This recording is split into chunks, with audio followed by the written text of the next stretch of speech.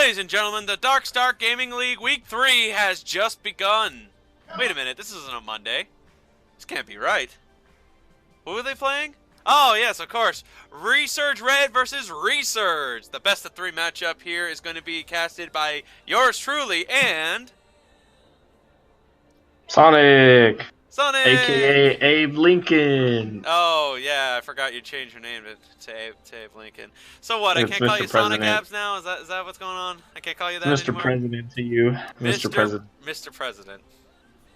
That's right. You're doing that to me right now. I'm looking at you right in the eyes, and you saying to me, I have to call you Mr. President. No, I'm you the looking at head my caster. Secret Service in the eyes. You ain't looking at me. Alright, fine. Alright. Okay. Alright, whatever you say. As we get right back into the focus of this interview. Wow. I meant to say back into the gameplay here. The first match is about to begin, ladies and gentlemen. Let's see what everybody thinks and what everybody feels. Let's hope we get some pretty good action as we get right into this first matchup here. Everybody reorganizing themselves accordingly and make sure they're in the LCS order. But for those of you who are curious at home here, we are extremely excited to see these two go at it for the first time here. Resurge happens to be the team that loves to go for the best of 3, and Resurge Red happens to go for, trying to win their games as efficiently as possible. So it's kind of like they're brother and sister in a way. Or maybe they're both sisters. What do you think? Do you think they're both brother and sister? Or sisters? What do you think? Well, I've never heard of a brother team. I've heard of a sister team, so That means I'm assuming both they're gonna go with sister team. Okay. All right. Sister teams it is. Let's go ahead and see if we can get this match going right off the bat here.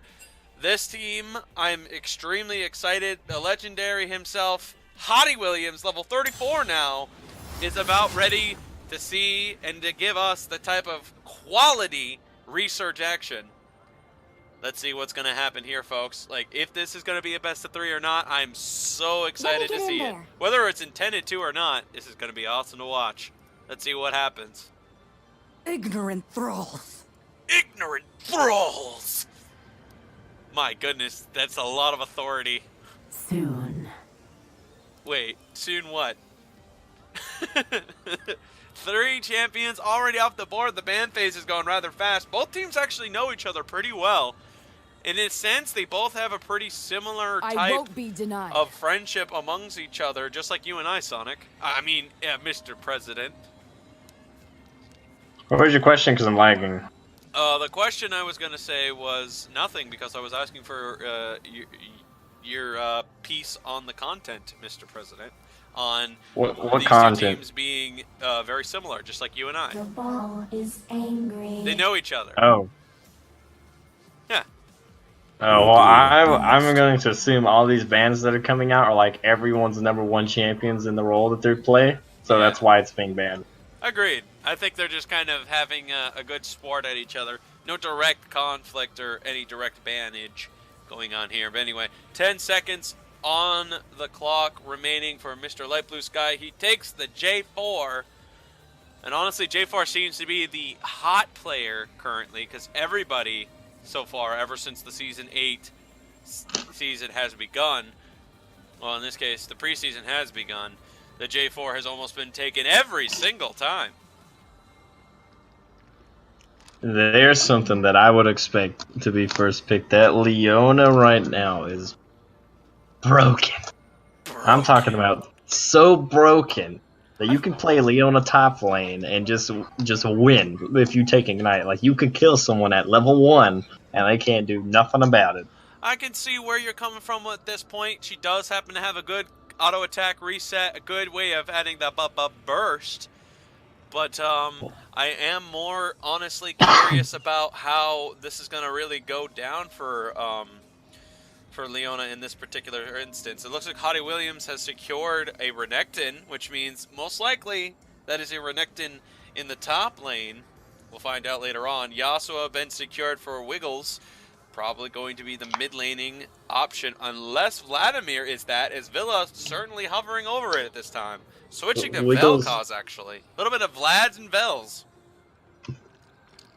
Were you saying Wiggles was gonna get Yasuo? Because Wiggles is the jungle. Well, I don't know. He's got it secured. Whether he's doing Yasuo jungle might be the way it is. Look at this. I would assume that's Jarvan jungle.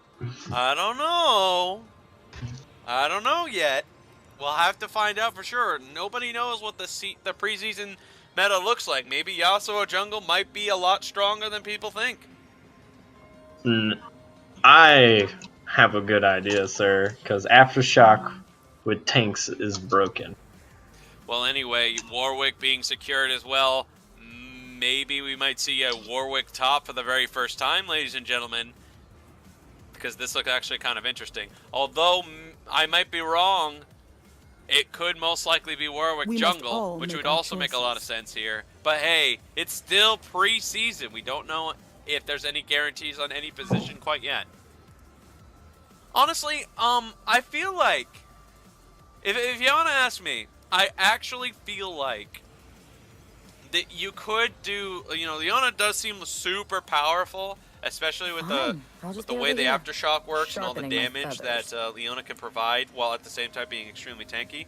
But I feel like Taric, you can kind of do the same thing as Leona, but then do a little bit more because of the way the healing works. I feel like you can just do what you know, Leona does as Taric, in a way. Well, the reason why Leona's so OP is because if you take the precision runes, you can proc that 3-hit thing with an auto reset. So it's like you hit them once, stun them, then you get an automatic reset, hit them again, and then you just proc that extra damage for the next few seconds. So then that's when you CC the crap out of them, and then you can just damage them to no end. Yeah, it seems like you can do the same thing with Taric's passive as well with those auto attacks on the reset. But hey, that is pretty strong stuff here, but Leona top does not seem to be the case because there's no mid laner secured yet. Leona support definitely seems to be what is going on right now from what I can gather here. Twixter secures the Malzahar for Lidrid, or Lyrid? Lidrid? Lidrid? What do you think? Am I saying the name wrong? Lidrid? That definitely sounds wrong. It sounds like Lyrid. Lyrid. Yeah, Lyrid. Yeah, okay. Oh, I'm with you. Lidrid sounds like the D and the R is switched. Yeah. Okay, I'm with you. Ezreal is That's secured, broken. and Braum is secured as well. So it looks like Ezreal is going to not be the jungle this time. ADC position for the Ezreal. Someone random, and Cap is the support for Resurge Red. By the way, ladies and gentlemen, Resurge Red is on the blue side, and Resurge is on the red side. So a little confusing, honestly, right off the bat. But hey, I'm actually pretty excited to see how it looks later in the match. Ezreal at the moment, 100% broken. Yeah. Wait. I mean, well, I say he's super strong. I don't think he's broken. Listen, here's what he's broken. No. Here's what I think. Here's what I genuinely. Chat, you agree with me, right? All right. Let's before we start a controversy. Here's what I think. I think Ezreal's very strong now. I feel like in the meta, you can basically do a lot with Ezreal. I've even seen an Ezreal go Kleptomancy and be a support and still have more gold than his ADC with a coin and with a coin and having the Ezreal and Kleptomancy, you could just get so much money and you could just keep up with your ADC the whole way. And you know, in the long run of it, it just seems like somebody has found a really crazy method to make Ezreal support an ADC. It's crazy. It's really crazy. So I believe you. It's a pretty crazy system what you can do with Ezreal, but I don't think he's broken. I think he's very, very strong. I don't think he's broken. His damage when it comes to the new runes makes very strong. Yeah. Makes his Qs broken. Very strong. Again, I wouldn't say broken. You can 100% broken. Well, I mean, can you dodge the Q? No. Okay, so you're saying if an Ezreal fires his Q backwards, that's gonna hit he's still gonna hit the target. Yeah, because you're somehow just gonna flash that far and get ladies hit by and gentlemen, he just said if you fire an Ezreal away from your enemy, it's still going to hit the enemy. If you fire an Ezreal away from the enemy? No, if you fire into the trees, you're not you're gonna hit your enemy automatically. If you fire randomly, you're still going to hit your target. Is what our president is just saying right now. Yeah, I mean, have you not heard of Riot Games before? Hello, look at what we're playing. So Everything's broken. everything is broken. Hashtag everything is broken. Hope you guys Some wrote way, that into the somehow, chat. this Love to is hear my that. quote for the this is my quote for the session. Some way, somehow, Riot makes everything broken. Ezreal isn't broken. He's broken. Okay then. Okay. All right. I'm looking at what you're saying. I see what you're saying. Hey, don't make me call the Secret Service to come arrest you or the FBI. You better watch out. Unless he's talking about Israel. I mean, hey man, if his Q can automatically hit somebody, then I would say, and does the damage that you're talking about, then I would say that's broken. And I know the old Ezreal back in the day would have automatic hit Qs. Like his Q used to be his auto attack, where he would automatically hit the target as long as he clicked on him. But now he doesn't have that option. Not to mention the bit older, I would say, no, actually a little bit younger Ezreal, which is the Ezreal right around in season 4 and 5, when he used to have the jungle item that would would make him do 1 Q for like triple the amount of damage, was also very powerful. But the Ezreal in this stage of the game does not seem as strong as the Ezreals that I recall. This Ezreal is really strong, but definitely not broken. That very strong, not broken. Possibly Ladies even and broken. gentlemen, All I'm saying this is that shows- if you can dodge a wrench, you can dodge an Ezreal Q. I knew that was coming as soon as you said it. If you can dodge, I heard as soon as I heard them famous words. Yeah.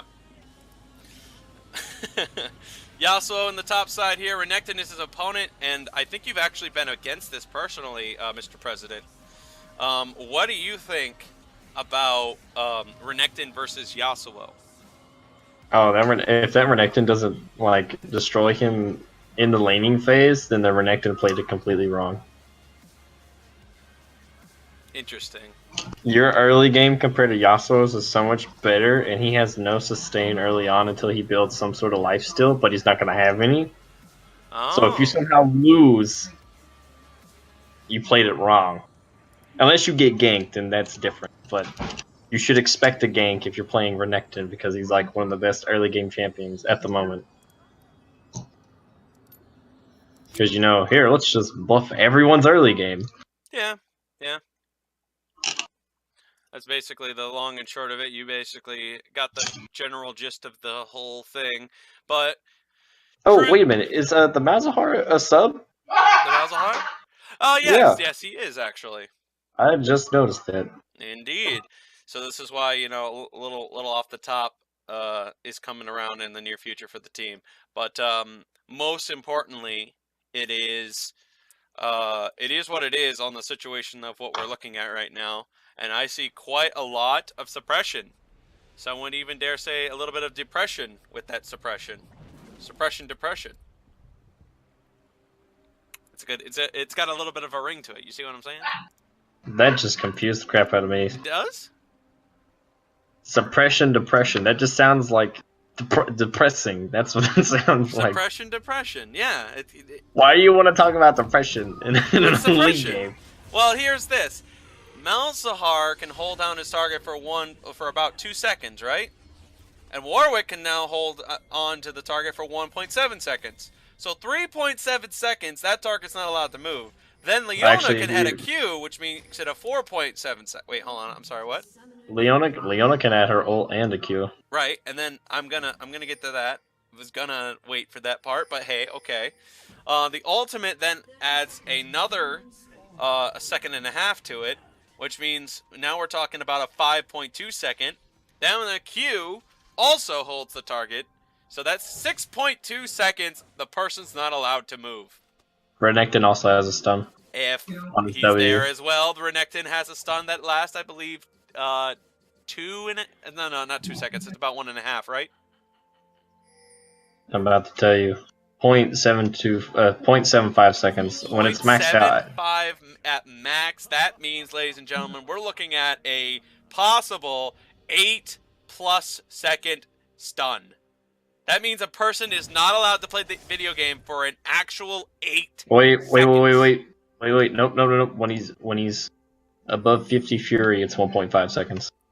It's 1.5? I thought it... Oh, good. It's not 75. All right, well, that means that's around a little bit under... That's 7.75 seconds, If he hits math them... is wrong, I believe that's correct. If he hits them before he has 50 or more Fury, it's 0.75. If he hits them with more than 50 Fury, it's 1.5. Okay, it all depends on if he has enough Fury or not to get the 1.5. But generally, if you're playing with Renekton, you fight at like 3/4 Fury, hit him with the W, then you're going to E through him once, whack him, E through him again, then you're going to have 50 Fury or higher, and then and then usually you can either chunk him out really good or get the kill. Alright, Renekton's well, at that point, I'm pretty sure the person's either dead or just DC'd at that point, because I don't think I want to play the game after 7 seconds of standing still. And I think at that point, one of the cooldowns would come off, so that means I think Leona would actually be able to increase it to 8-point-something seconds, because I think Leona's Q is like 6 seconds long, right? So, meaning... What? 6 seconds? It's the 6 seconds on the Q, right, on Leona. Are you talking about the cooldown? Yeah, the cooldown. Oh, yeah. You didn't say cooldown. Right, so so that means Leona could then, if she stuns first, could then stun last, and continue the stun Looks like there's ratio a by fight in the another mid 8 lane, seconds. though. And Warwick Ooh, can the also flash fear, taunt. which means... Or, yeah, fear, not taunt. And Hottie might have just given away a kill. Yes, he did on the way out. That's a little bit of a trade back for Vladimir. And that's going to give him some Darksteel stacks. But it is still the first blood for a certain somebody. And that happens to be the new guy for the mid laning for Resurge. For just Resurge, actually. My goodness. You know, you think they would have called themselves Resurge. If there's a Resurge red, there should be a Resurge blue. What do Just you fighting think? the top lane. Yeah. Amsterdam's going to get CC lockdown while Yasuo continues to fight at top side here. Twixter's getting a little bit of that siege proccing from that. Fighting the bot lane. Braum is going to go ahead and make that look very easy for him. The Ezreal's going to get some auto attacks off. His damage is not coming through yet, and it's a turnabout, and Amsterdam proves that Leona is more busted than Ezreal. Anyway, Wiggles gonna jump in there, cancels it thanks to the well-placed spell shield. Wiggles trying to get one more kill out of it. He does get it, but so does Twixter. He almost didn't get that. Look how much health Leona has after all of that. Full health. It looks like there's quite a little bit of lag delay. It looks like my system can't seem to handle both. By the way, ladies and gentlemen, I'm going to be not only on YouTube, but I'm also streaming on Twitch at the same time. It's it's duo streaming it. Looks like my system can't seem to handle this much streaming capability. Gonna need to go ahead. This much power. Too much power. I'm gonna have to have lowered my settings a little bit to make sure I compensate for the lag that seems to be happening on the screen here. Rather unfortunate, but we'll see. We'll figure out what's going on here. It's all good, man. Can you guys make it through the game one, or should we consider restreaming it? It looks like a lot of people are saying restreaming is definitely a good idea. I think I can agree to that. Yeah, because it looks straight up frozen on my phone sometimes. Yeah, it's kind of like a little freezy here, a little freezy there. Yeah, I guess that's a good enough cue to refresh. Okay, guys, I see what you're saying. Let's go ahead and do a quick restart. Be right back. Go ahead and stop the streaming. Here, folks, let's hope we're all set and ready to get back into League of Legends action again here. Yeah, we are. Sorry about the whole decision to go for YouTube and Twitch at the same time. Seems to have not worked out in our favor. Oh well. You didn't miss any kills, though. You did not miss any kills. Not a one. Wait.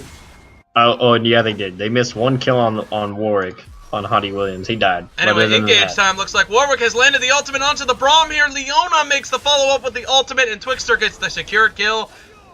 Mr. Light Blue Sky hits the Grom at topside, and Yasuo's starting to get a much larger lead against that Renekton right now. Wiggles is coming up the top side here. The knock-up has landed. The double knock-up. The double slams him down and creates the jam, and down goes Grom. Anyway, the ultimate now is going to be followed up by some quick damage onto Vladimir. The Vlad damage is definitely not enough at this point. Twixter takes some extra heal extra mana back from the spell shield here.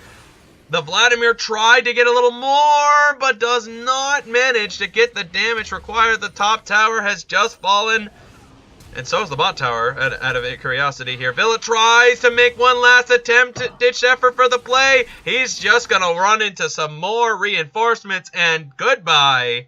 Vladimir goes down. Come on, listen. You're welcome to the gym. I ain't got that stuck in my head. You know, I hope these, I'm hoping they're planning to switch, but it looks like they are. They're going to switch bot and top, which is a good idea in my opinion, because Renekton needs a tower to protect himself against Yasuo at this point. Are you there? Yeah, I am definitely there. Oh, okay. It looks like, Resurge. I think it's Resurge, right? Resurge Red's on the... Is it Resurge Red on the blue side? Yes. Resurge Red is on the blue side, and Resurge is on the red side, in case anybody was confused here. But anyway, the quality of the stream has gone all the way back to the normal bit of it. Anyway, Mr. Blue Sky tried to do some quick ambush onto Twixter, but obviously Twixter, knowing that the wall was coming up, no forced trade back. And in this situation here, 10 minutes off the clock here, and a lot of vision so far from the red side here. Yep. Oh, the stun lockdown here, the Warwick ultimate and the immediate follow-up, and Cap's got no chance. Mr. Light Blue Sky gets the knock-up here. And that is just going to be, that coordination between the bot lane and the jungler seems to be going super well for this team. Engaged supports have came back, ladies and gentlemen, with a vengeance. Oh yeah, and I'm happy about that. You know what that means, everybody? You should play, get up on your Nautilus game. Start playing Nautilus. Ezreal is trying to get some extra damage to come through here. The knockup has landed. It looks like Mr. Wiggles is going to take Sivir, but at the same time, Hottie Williams is going to try to get Vlad. He doesn't get that opportunity. The suppression has locked down the Yasuo. He's going to try to continue it. He's going to get a crit off, but the damage is too much. Malzahar gets one on the way. Cancer Dam, no mana, no way to help out his beloved mid laner. And the mid laner tries desperately, but Villa secures the kill and grabs himself a nice extra kill to go with his meal. It's a good thing, Lorid, I think that's what we said his name was, took TP, because if it wasn't for TP, that could have turned into like an easy rift for the side of Resurge Red. Agreed, but clearly the mid TP has to be what they want to have for rotations and roaming of some kind.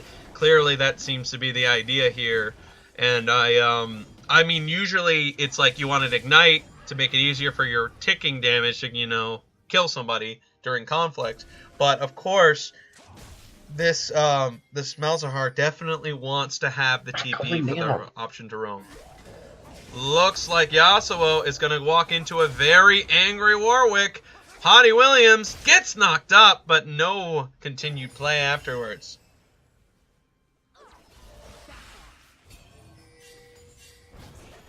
Anyway, here, someone random is getting some poke back on Twixter here. A lot of these teams seem to have new players onto their squads here for this reschedule, of course. Yeah, I would assume that these are subs, but I've never seen them before. I mean, they definitely have some confidence, or maybe they just couldn't seem to get anybody for the instance, so they just said, you know what, this is alright. This is alright. These guys will work. Twixter gets a Q to land. Onto Cap. Damage is coming through for Sivir so far in this game with the 4 kills, leading the helm on the kills on the Resurge side. As for Resurge Red, Vladimir and J4 happen to have 4 kills of their own, making a total of 8. Yep. They're going to have to start either team fighting or get this Renekton into play, because eventually it's going to get to the point where he's just going to be not really useful. Just since there's a Yasuo for the side of Resurge Red. Because Yasuo already has a PD completed. I hope you guys take a look at that announcement by Darkstar Natsu here. Hey guys, an announcement. I will be aiming for a giveaway for Thanksgiving weekend, but only if we get 150 followers. I will be giving away a brand new gaming mouse, possibly Logitech or Razer. Help us get that 150 and tell your friends about us to help us grow. And don't forget to subscribe and even donate money towards the league and back to the community. Would be very appreciated indeed. I mean, now I want that mouse. I know, right? Me too. I could use a new mouse. Hey, since we're casters, does that mean we automatically get one? Shh.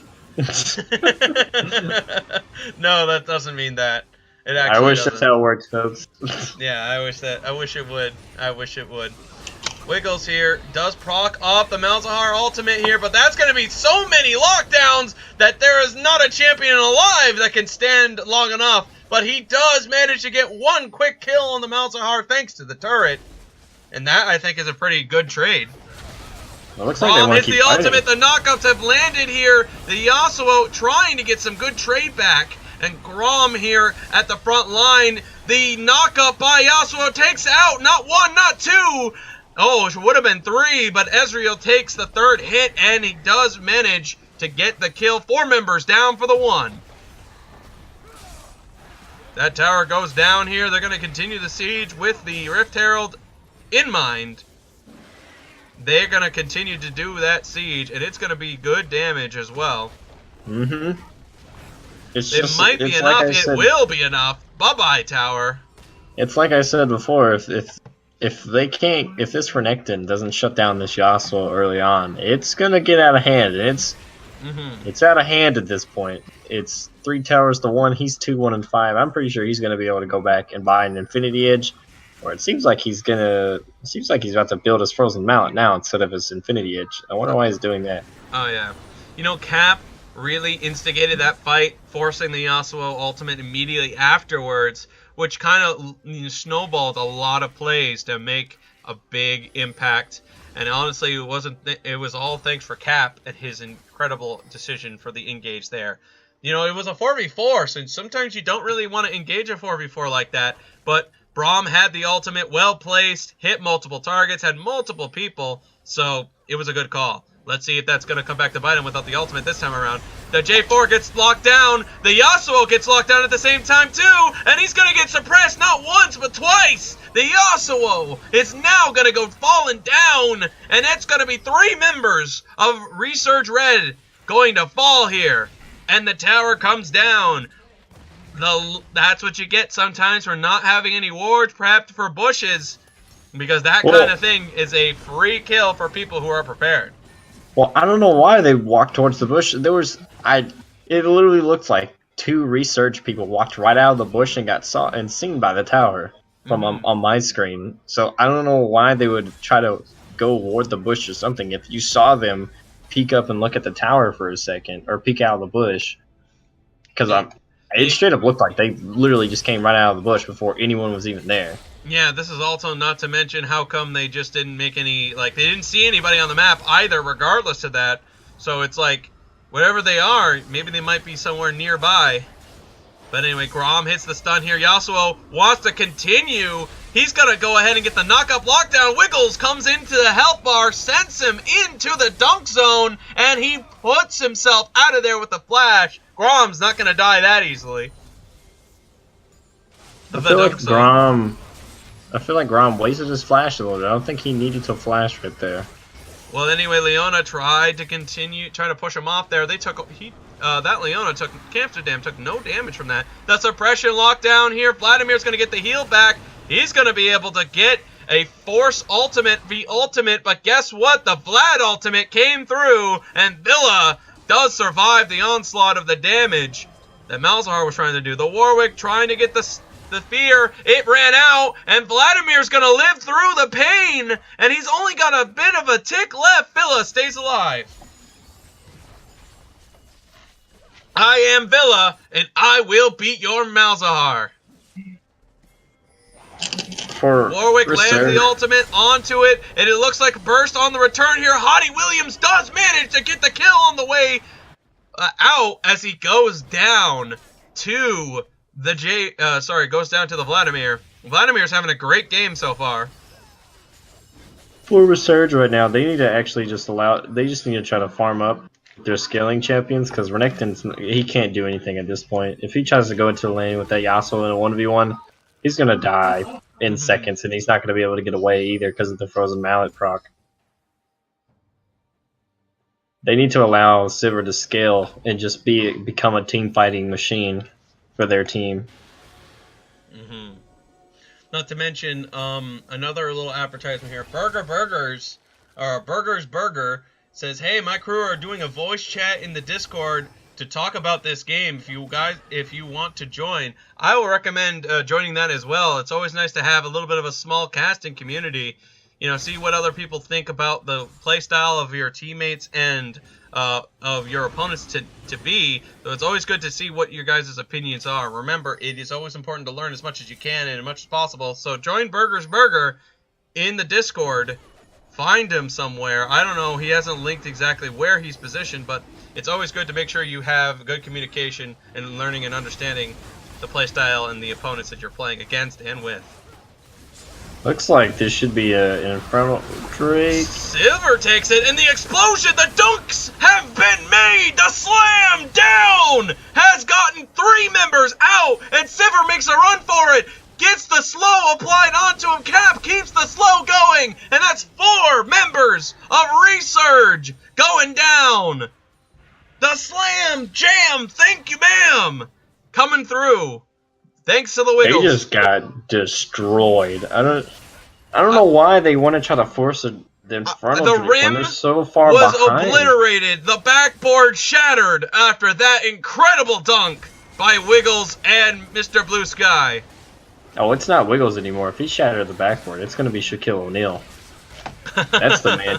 He has broken the most backboards in the NBA, ladies and gentlemen. In case you didn't know that. He's also Fun broke fact of the high day. school. He also broke a lot of his high school backboards as well.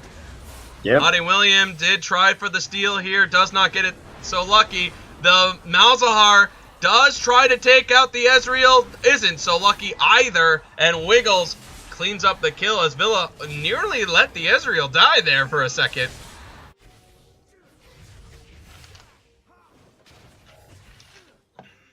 Someone random fires the ultimate.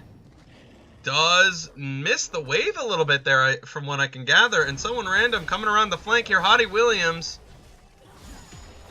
Everything seems to be alright from what I can gather here. The Ezreal happens to be using the Kleptomancy right now as an ADC. And my goodness, he's probably got to have a lot of coinage at this stage in the game. Let's take a look. 6,263 for the Braum here, but the Ezreal has over 10,000 money already. It's 22 minutes and he has 10,000. 5-digit number compared to his Vladimir. He's got a lot in his bank right Kleptomancy now. clearly is the item to buy if you're an Ezreal. My goodness, that's a lot of money. He is way ahead of his opponents here. That is really strong. Look at the money difference here. 5-digit numbers, and the Vladimir's more fed, and the J4 are more fed than the Ezreal is. 10 kill on the participation versus 15 and 14 from the Vladimir and from the J4. Wow, that is a very almost a game-changing amount of money difference between Ezreal and other ADCs. Kleptomancy definitely seems to be the item to get if you're an Ezreal. Is that in the new passive trees? Because I don't see anything that says Kleptomancy. It looks like It's fighting Inspiration Tree. Locked down. Wiggles going to go ahead and get bursted. The Ezreal gets locked up. He uses his cleanse to get out of it. Cap blocking for the Ezreal, who's poking pretty well here. Ezreal seems to be the new strong champion here. And whether, yep, there he goes. He now just collected some mana off of Warwick now. Gonna have a mana pot ready for himself if he needs it. Not like he will now. Hottie gonna continue to stop that Baron siege with his company coming around. Ezreal and others are trying to move into position to get some free poke. I The feel like Control Ward Resurge Red. perhaps is just giving free baits to the Ezreal because he's just getting money after money every single chance he can get. I feel like Resurge Red right now need to reset. Well, maybe that's what you can get for not resetting. The Vladimir uses the Zanyas right after his pool, and it looks like Amsterdam is in a really bad spot. Amsterdam gets bursted. The Yasuo takes him out, gets himself a double kill, and Ezreal takes out the Renekton. Ezreal, my goodness, is with less is more for the Ezreal. He takes out the Mr. Light Blue takes out the rest of the members, and that's an ace for Resurge Red. I lied. Maybe they didn't need to go back and reset. But still, I don't know why Resurge keep Well, they're trying gonna to siege engage. onto this. I don't know if they can get both towers. They're gonna. Hopefully, they will have enough. They don't have that many minions. The minions are now gone. They could not lower the tower enough. The ultimate lands right on the Yasuo. The dunk being made. Hottie Williams applying the pressure. Everyone is so low. Warwick gets one. And Renekton grabs the other, and that's 3 members dead for the attempt to take out the target. Hottie Williams is trying to move into position, but it looks like someone random takes him out. This is insane. These two teams like to fight way too much. Yeah, but it's a good thing. Well, I mean, it's not a good thing that they gave shutdown gold to the side of Resurge, but Resurge Rage now is going to be able to go back, get their items, reset. They need to push out the top lane. Someone needs to start pushing out bot lane and then set up a 1v4. Either have Yasuo on the top or preferably Yasuo on the top lane because he's going to be able to get the tier 3 into the inhib. And then have everyone else shove down bot lane. That way they can clear the tier 2. So let's take another look at the money amount as you're saying this as well. Ezreal now is about to be approaching 13,000 gold is what Ezreal's about to be approaching. That is pretty strong. My goodness. Amsterdam gets CC locked down by the Braum. Amsterdam going back in. The ultimate just barely misses. Wiggle and Cap are almost taking no damage as Twixter keeps autoing. Finally, the ultimates by the Malzahar and the Sivir have allowed the damage to come through a little bit here. Amsterdam is very low, misses the E by milliseconds. Warwick gets the suppression to lock down Braum. Villa tries to get the Sivir, does manage to do so. Villa on the run. Hottie Williams, oh my goodness, Villa takes a triple as Ezreal's chiming in. Grom is now forcing to fight Ezreal in the one-on-one as Mr. Light Blue Sky takes out the... That's another ace, actually. Takes out the Yasuo takes out the Malzahar, and the Ezreal takes out the Renekton. It's another ace, and this could be the end of the match. I'm pretty sure that's game. Yeah. I just don't understand. Why did Resurge... I know they're trying to force one last fight, but why would you take a fight on a support and the tank jungler? Like, Yasuo's top lane. Why didn't they just give The up? block off. It looks like those two just need to focus on the Nexus. They should have enough damage to take this. The Leona is going to get ulted, and there's no way to stop Resurge Red from winning this match, ladies and gentlemen. They get the first match. I just don't know why they wouldn't just let them have the Infernal Drake. Just go kill Yasuo on the top lane, and then just protect. And then that's when you should be able to fight, because then you're already a man up compared to the other team. Instead, they want to try to engage onto a support and a jungler. Especially a Braum and a Jarvan, which is extremely hard to kill. Exactly. It just, what a risky play that completely backfired against them. Could not agree with you more here. But let's take a look at the differences here in the gold graphs. Honestly, as we take a look at the team gold advantage, it looked a little swaying, a little bit the red side started to get a little bit of that advantage. The kills by Sivir, the triple, in fact, was able to give that gold lead a good swing. But everything started to really tip right back into the scale here. The kills really didn't seem to make that big of a difference kill-wise. Yet, when we reached past the 14-minute mark, a big spike in that huge ace. Huge 4-kill by the Yasuo and the Ezreal. And the J4 as well, manages to really spike that gold lead. Of course, overextension seemed to be a little bit of that payback on the return. But then again, more kills and more fighting and more and more and more. And all of a sudden, The last fight seems to be coming around, and that just about end the match at that point here. But honestly, here's one thing that I'm really curious about. I want to know Ezreal.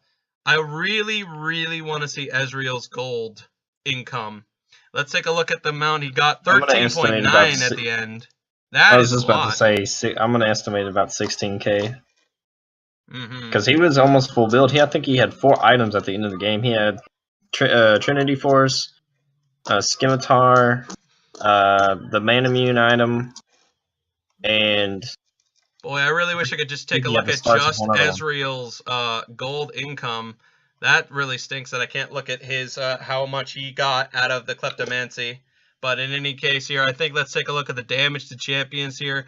Quite a lot done, but Ezreal seemed to do the most, 29.0. Maybe he is a little bit more broken than I think he was. I didn't think he was broken at all. I think he was just really strong, but 29, that's a lot of damage. He is the only ADC at the moment that does not need attack speed and can outtrade other ADCs that are like mandatory attack speed builds, like a Tristana, for an example.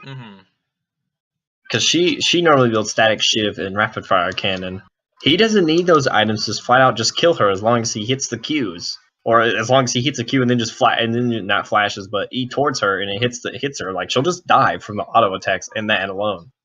He normally don't even need the ult. Well, let's go ahead and take a look at one of my favorite topics at hand, the wards placed here. Looks like Leona, 56 wards placed out of a 27-minute match, 56 wards placed. 56 out of 27. Oh my, how many times did Leona recall?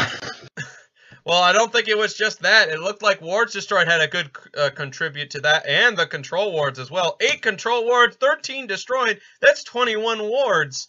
For free, thanks to the fact that Zombie Wards was also purchased by Leona. So the Zombie Wards seem to count, and 56 says that's a lot of wards.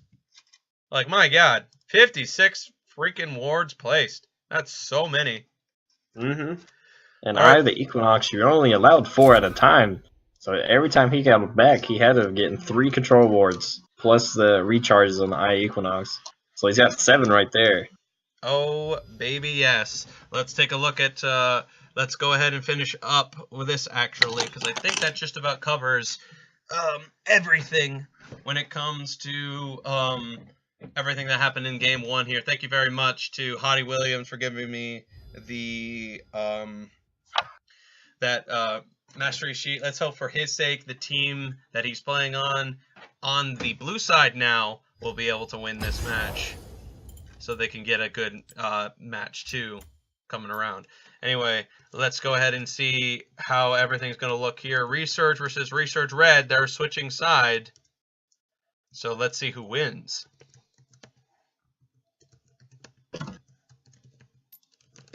I'm going to assume that Resurge is going to flat out just ban Yasuo. Because I feel like... Yasuo? Yeah. I think they're going to ban Ezreal. Well, that's just a given. Like, that's expected. Like, I'm honestly surprised they didn't... Or at least take Ezreal. Oops. I mean, I'm honestly surprised they didn't first pick the Ezreal when he was up, because every time I've played against him, I've always lost. Every time I've had him with me, we've always won. But I feel like that Yasuo, I can't remember the top laner's name, but he was setting up plays with that Jarvan. Him and the Jarvan were easily comboing so well with each other. Oh, yes. I mean, I think at one point he hit a 4-man Yasuo or a 3-man Yasuo. And it seemed like Grom didn't really know what to do against the Yasuo with Renekton, or he just never received enough help with the Yasuo. Alright, where are you, Abe? It's Mr. President. Alright, where are you, Abe? There you are. Should I try to say it like a really old person? No, I think you're fine. No, my next name, ladies and gentlemen, is gonna be JFK. It's gonna be JFK now. You're just gonna take every president at that point. All the good ones. Mr. Light Blue Sky, you know I've seen your Yasuo a good number of times, and I was always curious to why you would play it, but honestly, it really came through when it did with the J4, so honestly, good job.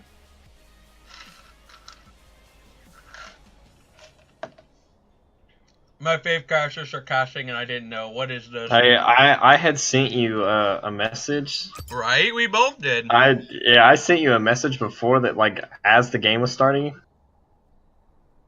I sent you at 8. Our 8:28. number one fan, too. Our number one fan. Really?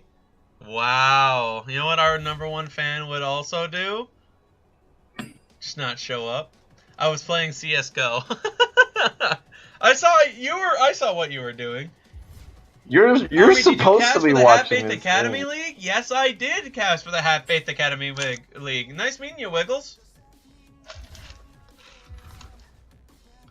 I did too. Although that was for like 6 games, and then school consumed my life. That it did. I did need your help with that as well. But hey, apparently he's only asking me here, and yes, I absolutely did.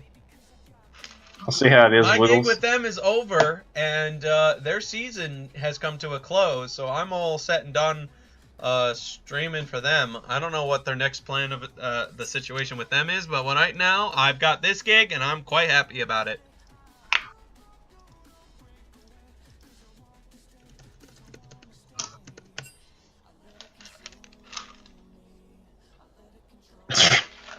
Did I do good, coach? Put me in, coach. Unbench the kinch. Okay, well, Sonic, what do you think? Are you ready to go here? Need any refills? Let me go see if my Gatorade's cold. All right. Because that was a kind of a short game. That was kind of a short game. You know what? I'm going to go ahead and get myself a refill on drinks as well, so I will be right back. So, see you in a bit, Sonic. I mean, Abraham Lincoln. Sorry. It's Mr. President. Okay. You're pushing it.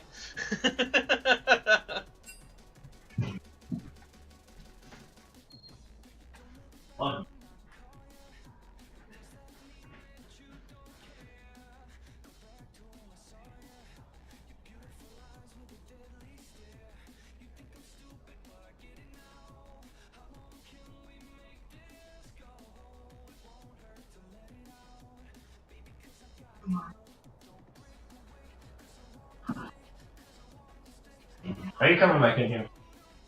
Yeah. Hey.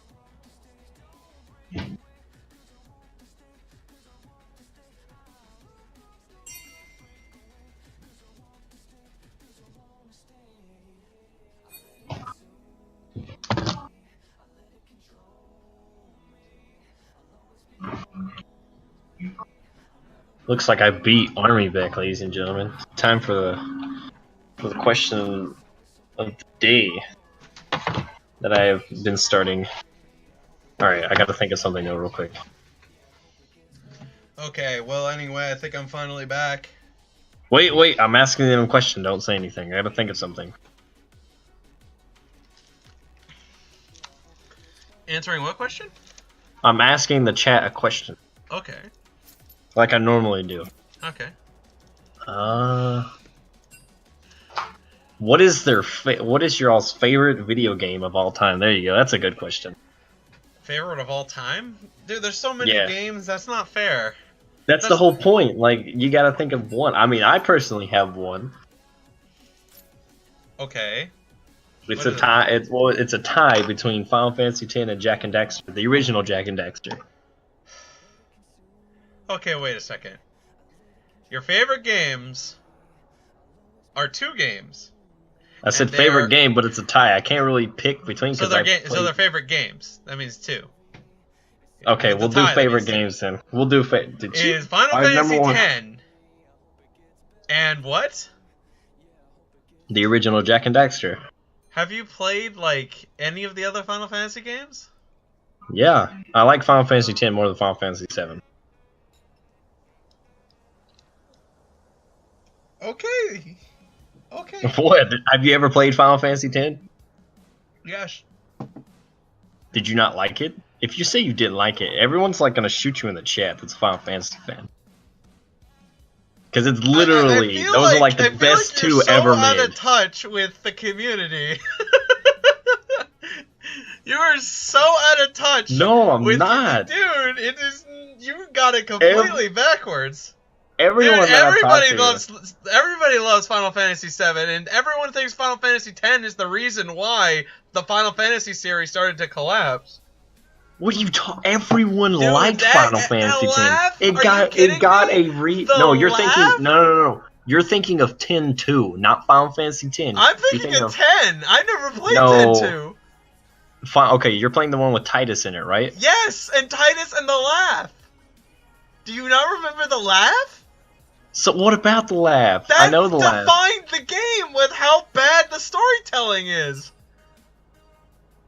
The storytelling is horrible. You're Okay. like ladies and gentlemen, he is literally the first person I have ever met that just said Final Fantasy X sucked, just to let you know. And my Discord just like is not responding. I'm not saying Final Fantasy X sucks. I'm just saying that what your favorite is not as nearly as good as what everyone else thinks. Well, that's okay, because our number one fan said her favorite game is Roblox. You said Sims 4? Wait, who said Sims 4?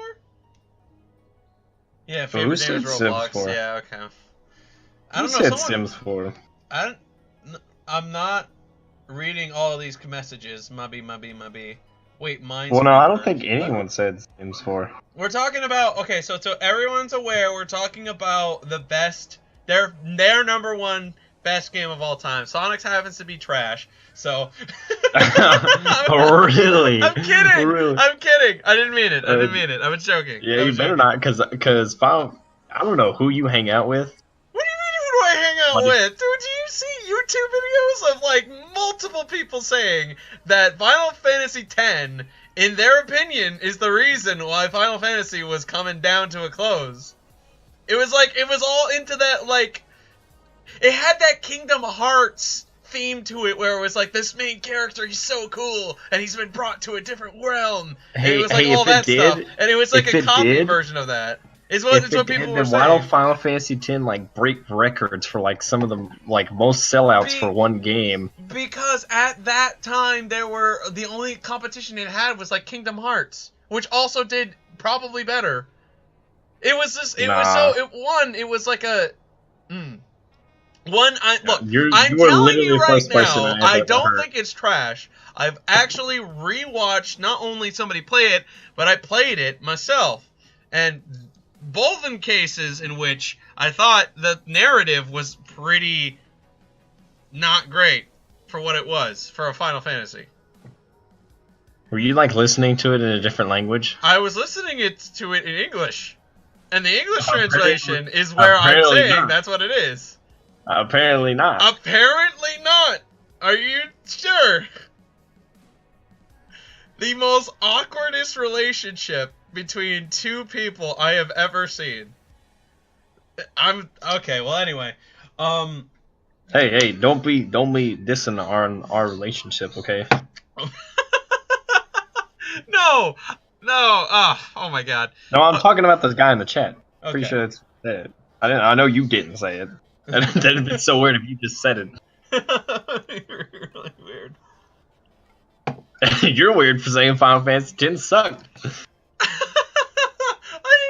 I said in comparison to the other ones, it does suck. In comparison, it doesn't suck as by itself. You're telling me. I think it's good. I think it's good as what it is. I think it's good. But if you try to compare it to the games that of all time that people are saying are like the best, I don't think it stands the test of time. I think if anything, it's like a relic of its past. I didn't say the best games. I said your favorite game of all time. Oh, okay. Well, then never mind. Okay. If it's the best games of all time, then you have to go back to like original Mario and like Pac-Man, because that's basically what started it all. Okay, fair enough. My favorites games of all time, so we're waiting for everybody to reorganize themselves, is I've been a huge fan of strategy-based games like that. So I've always been a huge fan of Total War, just huge fan of that. And I'm also a big fan of Red Alert, the Red Alert before Red Alert 3. Red Alert 2, Yuri's Revenge, is by far one of my most favorite strategy-based games of all time. Just my number, and almost my number one. I think my number one, I haven't really made up my mind yet. I'm kind of stuck between a few options. I think it's like Yuri's Revenge, as I said earlier, but also I love Dynasty Warriors 5 Empires. That is just my favorite Dynasty War. That's just so fun. This is showing Army's age, ladies and gentlemen. Those relics of the past. Although I know Total War. I played Total War. Did you ever play Age of Mythology? No, I never got around to that. It was at the time, like when it came out, it was actually a good game, but then it fell out because I mean, there's just better versions of that game. They're like, take StarCraft 2 for an example, or StarCraft when StarCraft came out. Because Okay, it's literally both sides are ready to go here. So let's go ahead and get this match underway here. We've talked our segment long enough. I think it's finally game time. So let's go ahead and get right into the game quickly as possible. So let me get a Resurge. Wait, hang on. We got to figure out which side is who real quick. Okay. I don't want to say the names wrong. Okay, well, Resurge is on the blue side, and Resurge Red is on the red side. Okay. No cure for Resurge fools. Red just won, and wow, as you were saying, there we go, right off the bat. Yasuo getting banned immediately. You. Yeah, I told you, like, I got an act for this thing. Yeah, you do. I doubted you. I really did. Soon. I completely doubted you. And watch, since Grom and them are on the blue side, they'll probably first pick Ezreal. I'm going to assume that Resurge Red should ban Ezreal in these first three. Like, I am going to assume that they're going to ban Ezreal.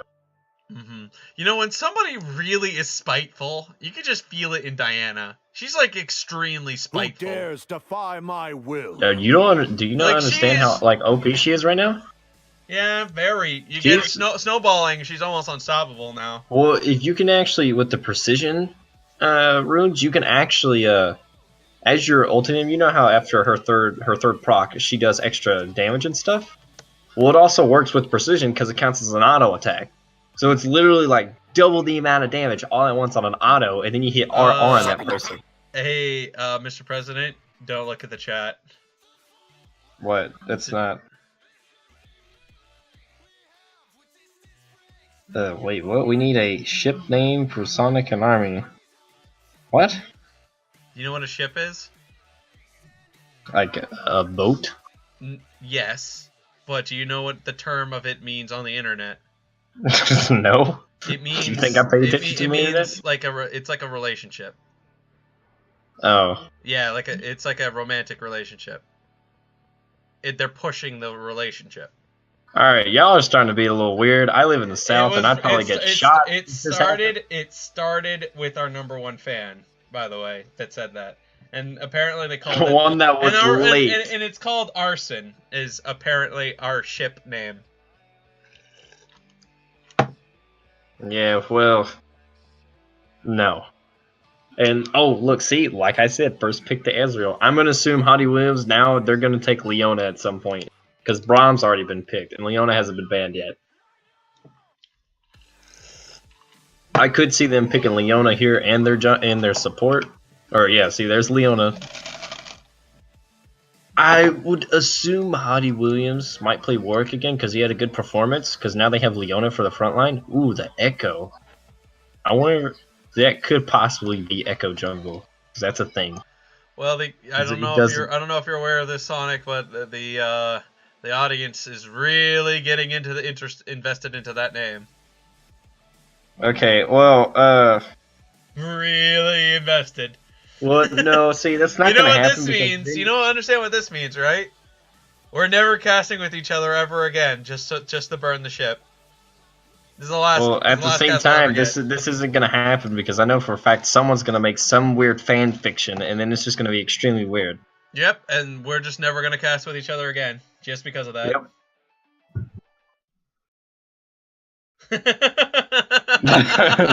Okay, there you go. Yay! There you go. Sonic Forces?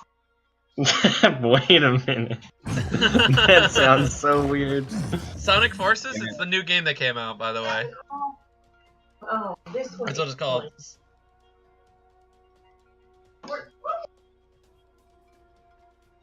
Oh my goodness, I'm already through the just first business. chapter of the fanfic, obviously. Wow. Alright, Sonic, we're never gonna cast with each other again. This is the last one. Y'all are some weird people in the chat. Well, that's it. We're done. We're not gonna cast with each other again. That's that. Okay, well, back on to the most important cast on Darkstar Gaming. We have Braum Sejuani and Vladimir confirmed for their team, but for the red side, which happens to be Resurge Red. As for regular Resurge over here, Impure Ezreal, Leona, fools. and Echo have been secured. Why didn't they ban someone for their 5th ban?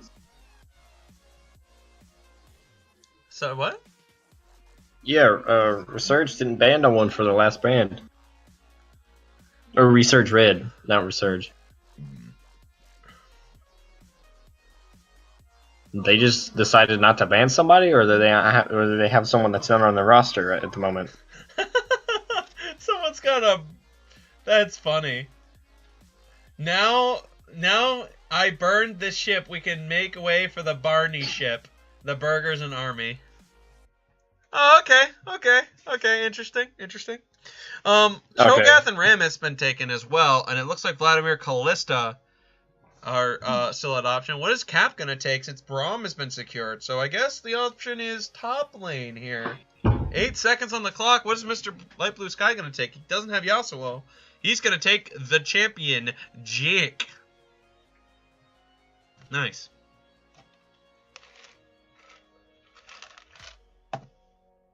It doesn't matter. I'm the champion, Jake. Cho'Gath versus Jax. I feel like... So by the way, I've been seeing a lot of very, a really OP build for Cho'Gath. Have you found it out too? What? The really, really OP build for Cho'Gath? A new field? Yeah, the runes page for Cho'Gath. No. You haven't found it out? No, there's backing. Oh, okay. Well, fine. Go ahead and don't talk. I'll just explain it real quick.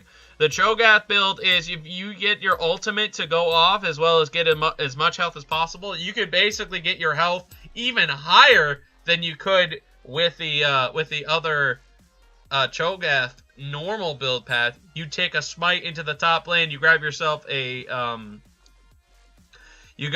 something along the lines of that extra Cinder Hulk magic jungle item, and then bam, we're talking about a very, very, very big Cho'Gath, up to over 7,000 health from right around 30-minute mark, and that is just game changing. It is just insanely tanky, insanely healthy, and really, really, really strong. Obviously, because you are taking a smite, you're not using a TP, and therefore, you're gonna have a little bit of trouble. But if you can get some good farming, get some good bites, you're going to be a very, very, very tanky player. And my goodness, you're going to be very scary as well. Anyway, Wiggles and Rammus are two tanky junglers. One happens to be good at CC lockdown, and the other happens to be very fast. You tell me who's who. Actually, to be honest, they're both actually of equal speed and equal CC lockdown in some regards. Although I think Rammus might be just a little faster. Maybe just a little near 800 movement speed faster. Honestly, I can't wait to see if anyone's figured out the mega fast Rammus speed. I'm hoping people have figured it out by now. Like, insane speed for that insane combo of movement speed. Like, so fast that you just can't miss your very slow target. Like, everything just starts slowing down when you move that fast, man. Champions start just standing still when you are that fast.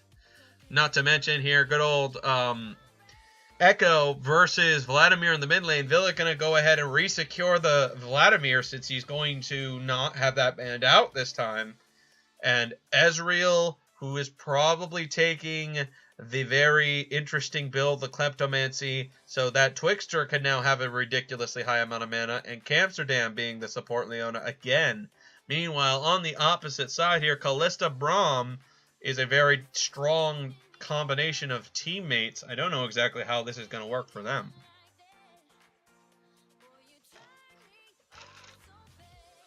These are your opponents, folks.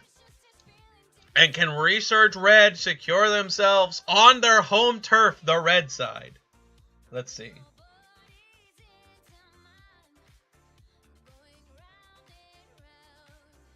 Burgers, you can't just start making your ship and then start dropping fanfic ships of a thing that got burnt.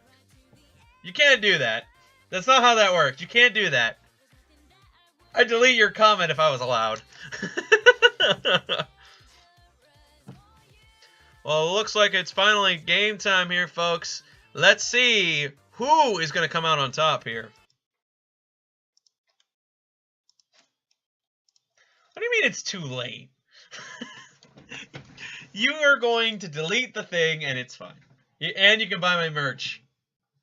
The burning shirt. Oh my god. Sonic's right, you guys are weird.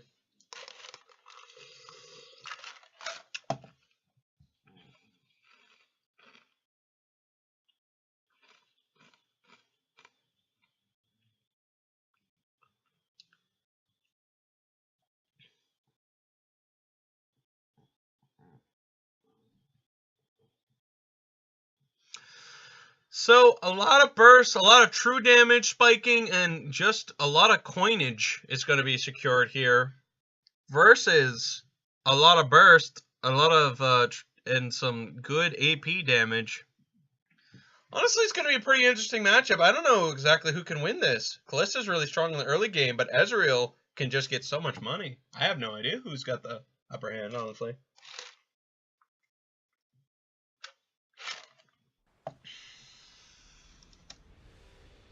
You guys are so weird. I don't know what's wrong with you people.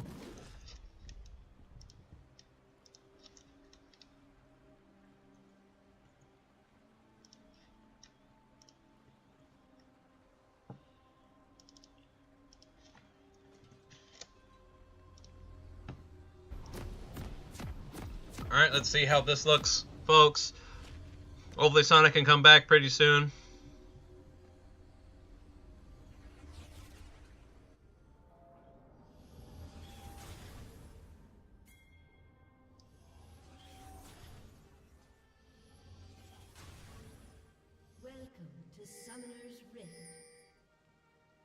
Cap seems to be moving into position here. The vision line has been drawn here. The Echo has a poke, which means Echo might try something fancy onto Wiggles. There's a very excited Sejuani bar. Very giddy with excitement.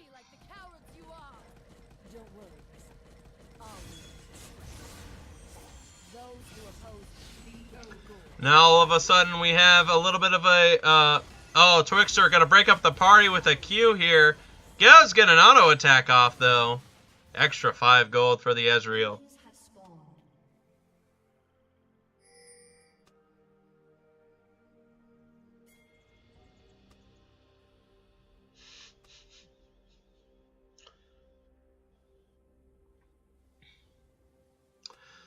For the moment here, it is going to be some tightly contested matchup after this one. I don't think we're going to have the same match as we had before, folks.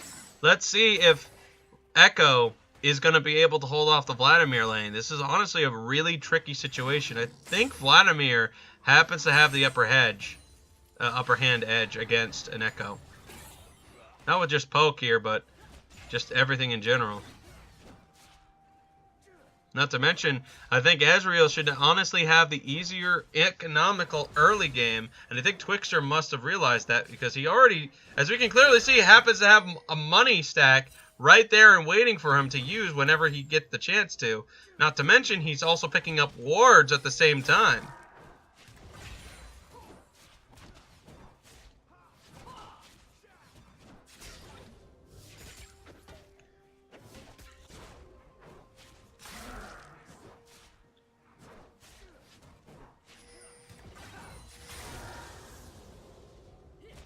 From what I can gather here, it does definitely seem like the match is going to be difficult for Resurge Red here. I don't know if they're going to secure the match here or not, but let's see if they can. This is obviously a little bit of a interesting advantage, I would say, for Twixter. And we did miss the early game last time, thanks to that attempt to try to do YouTube and Twitch at the same time, but hey, you know, an internet can only be so good. Mine, it was just did not have the right stuff for it. Grom happens to have a lot of damage onto that Jax. Light Blue Sky is going to back off quickly.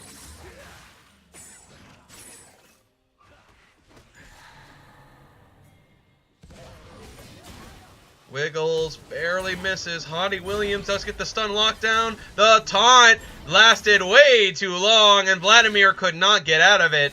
It is a quick kill for none other than the mighty man himself, the Rammus.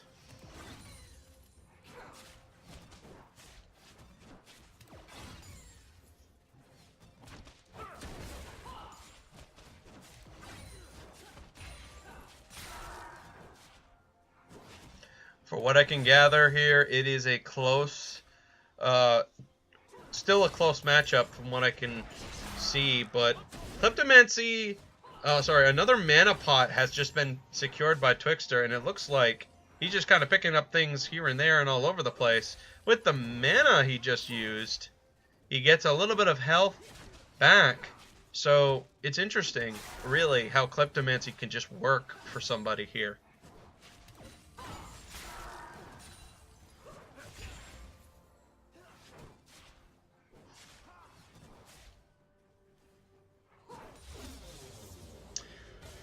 Of course, it looks like Sonic might still be busy. I don't know where he's went. Hope he comes back soon.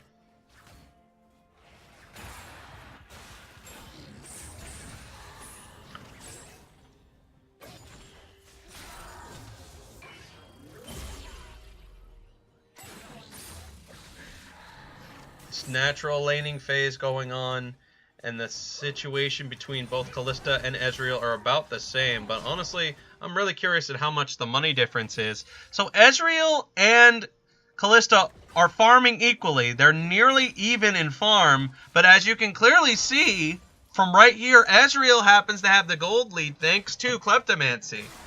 That's how busted that item is, because Ezreal is now ahead of Kalista despite the differences here.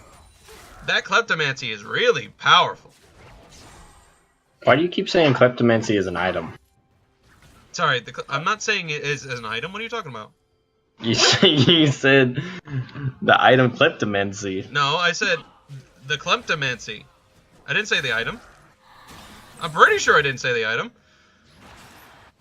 The items he's got and Kleptomancy. I don't know.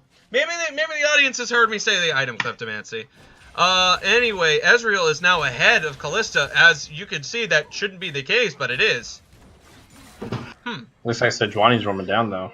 Alright, maybe we might get a gank early. The slow has been landed. Both of the champions are slowed. The lockdown on Leona, the stun lock, and Amsterdam might not get out of this. He needs a Ren, but he ain't gonna get one. And that's not a kill for Kalista.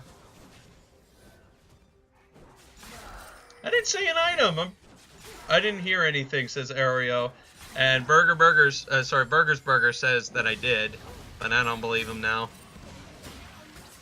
Ooh, Echo's gonna commit! Wow!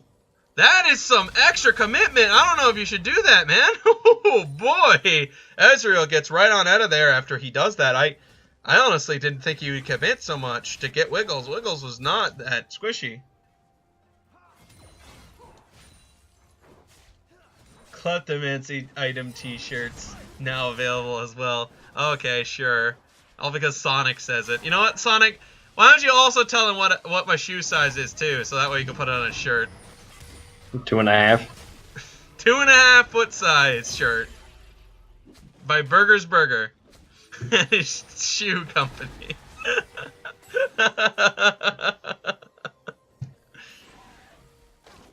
It's already available.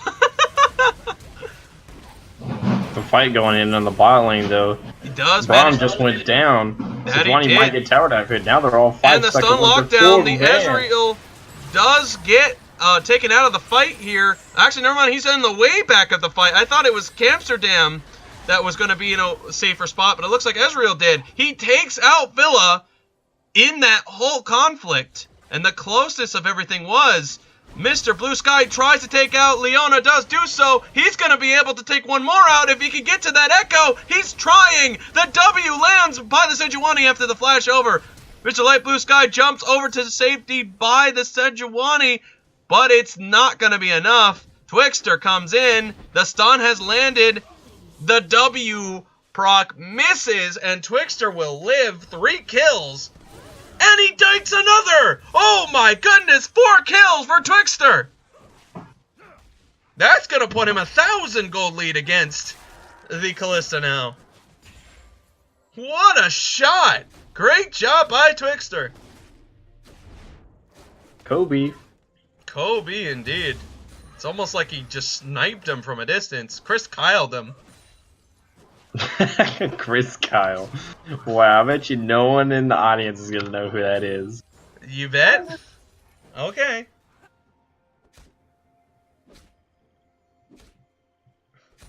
That was the first one.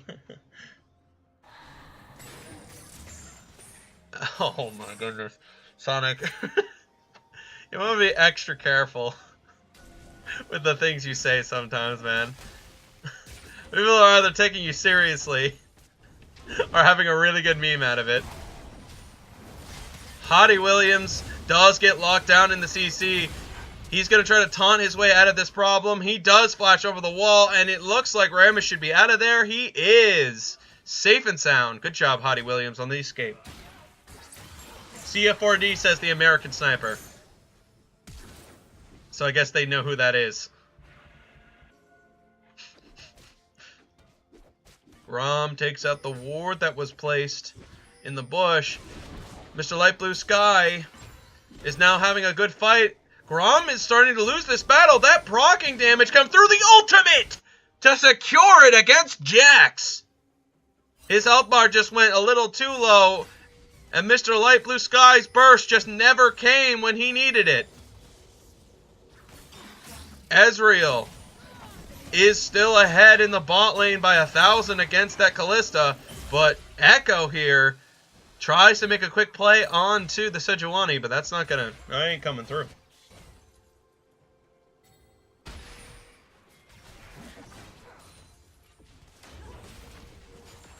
Amsterdam, without a stun, is now being gunned down by the Kalista. The multiple reses, the stun lockdown here. Oh my goodness! The burst damage onto Kalista. Goodbye. Ezreal's now very strong right now. Hottie Williams holding him down on the CC, but I don't see much of anything after that. Yeah, I don't know why you want to try to focus Leona when Leona's like unkillable right now. Yeah, in this early game stage, Leona definitely seems super powerful. Although the tankiness that I've noticed is kind of weaker in the later half of the game. The CC by Grom misses horrendously, actually. That was just a bit short. Actually, maybe not horrendously. That might have been a misstep. Already got the bot tower before 12 minutes. Righto.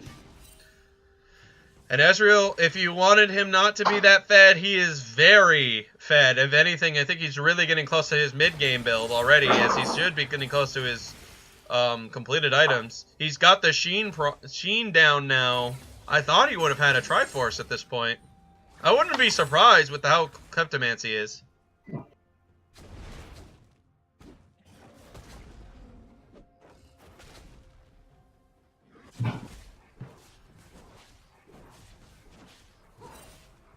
The tower is getting sieged by Kalista. Braum got some wards down. The E barely misses Kalista, and Twixter is a force to be reckoned with. His damage is insane. Looks like they might be trying to set up Rift for the side of Resurge. Rom and Hottie Williams seem to be rotating over to Vlad. They got 3 mid as Jax continues his farming spree topside. Zombie ward gonna be destroyed here, and Amsterdam's gonna have another zombie ward here in the bush. Vision being cleared out here so far, folks, and being replaced with zombie wards.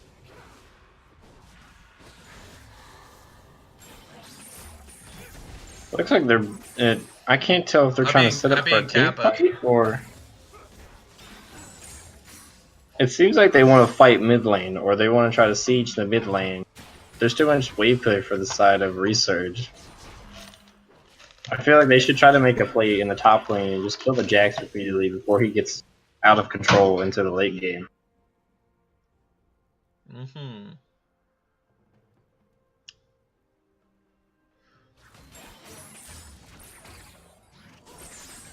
Oof. The clear by Echo is almost coming through. He might be able to have a much easier time with the mid lane situation now that Leona's here. Well, was here. Looks like Leona's backing. And so is Echo, actually. Gotta go get those wards, man. Gotta beat 56. I don't know how that's going to happen. Maybe the zombie ward spree will continue through Amsterdam, but my goodness, 50 freaking 6 wards in 27 minutes. That's like over double, isn't it? Yeah, that's over double, because it's 27 plus 27 is 54. So yeah, that's over double in those minutes. Wow. Nice. 2 wards per minute. Or like 2, maybe like two and like and a half.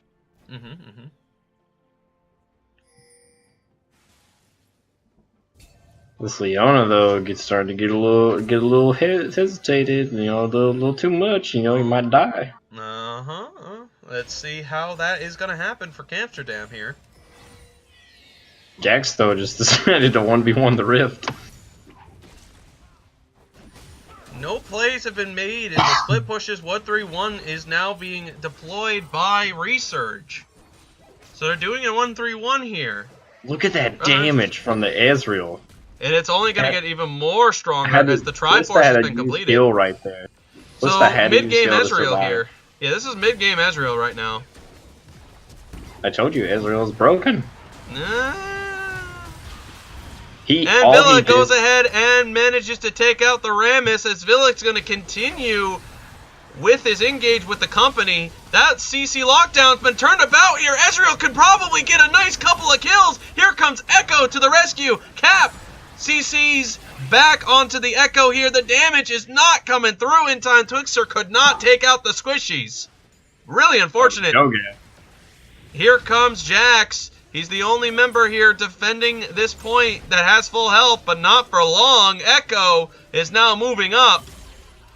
The damage onto this tower is going to have to take some time, which might be enough time for the cavalry to come back. Ezreal, now low, is going to start backing off a bit.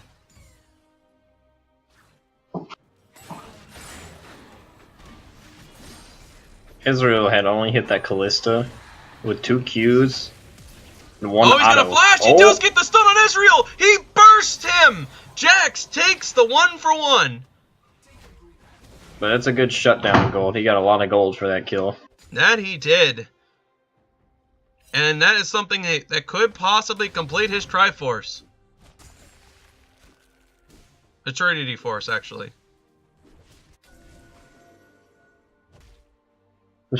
Is this Legend of Zelda with the Triforce?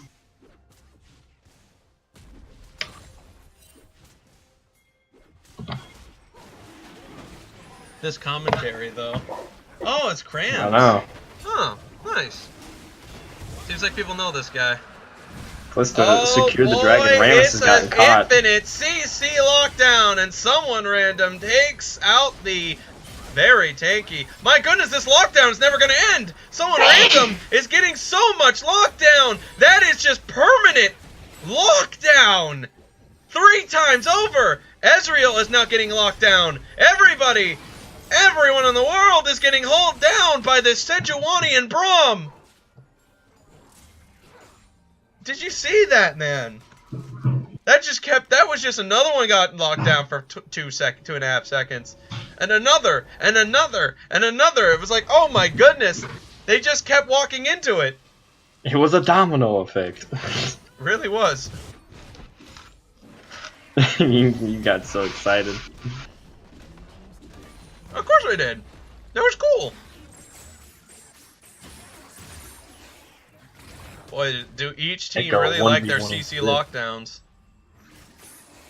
Malzahar in the last game with Warwick, and now Braum with the Sejuani on the stun lock. Oh yeah.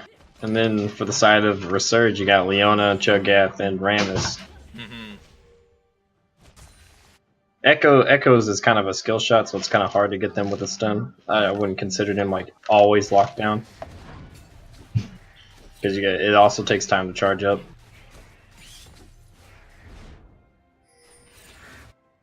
Before 20 minutes in, Ezreal already almost has a Trinity Force, the Man Immune item, and is about to have a Bork.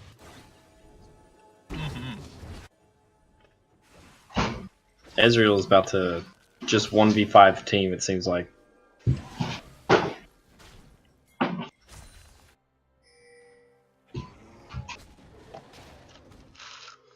So what do you think Research Red has to do to try to get back into this game? Because Ezreal obviously is going to start carrying team fights.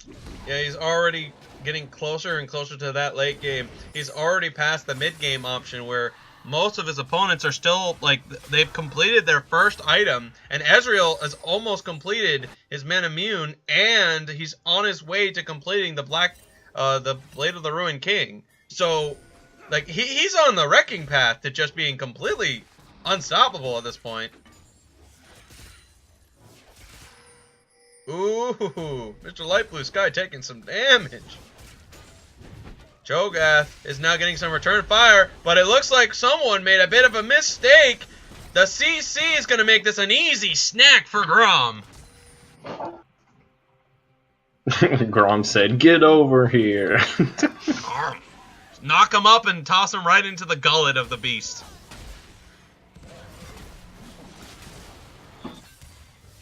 So it looks like Wiggles continues the damage output. Okay, there we go. I was supposed to say, Echo, you might want to get that barrier on you, because you're about to get hurt real bad soon.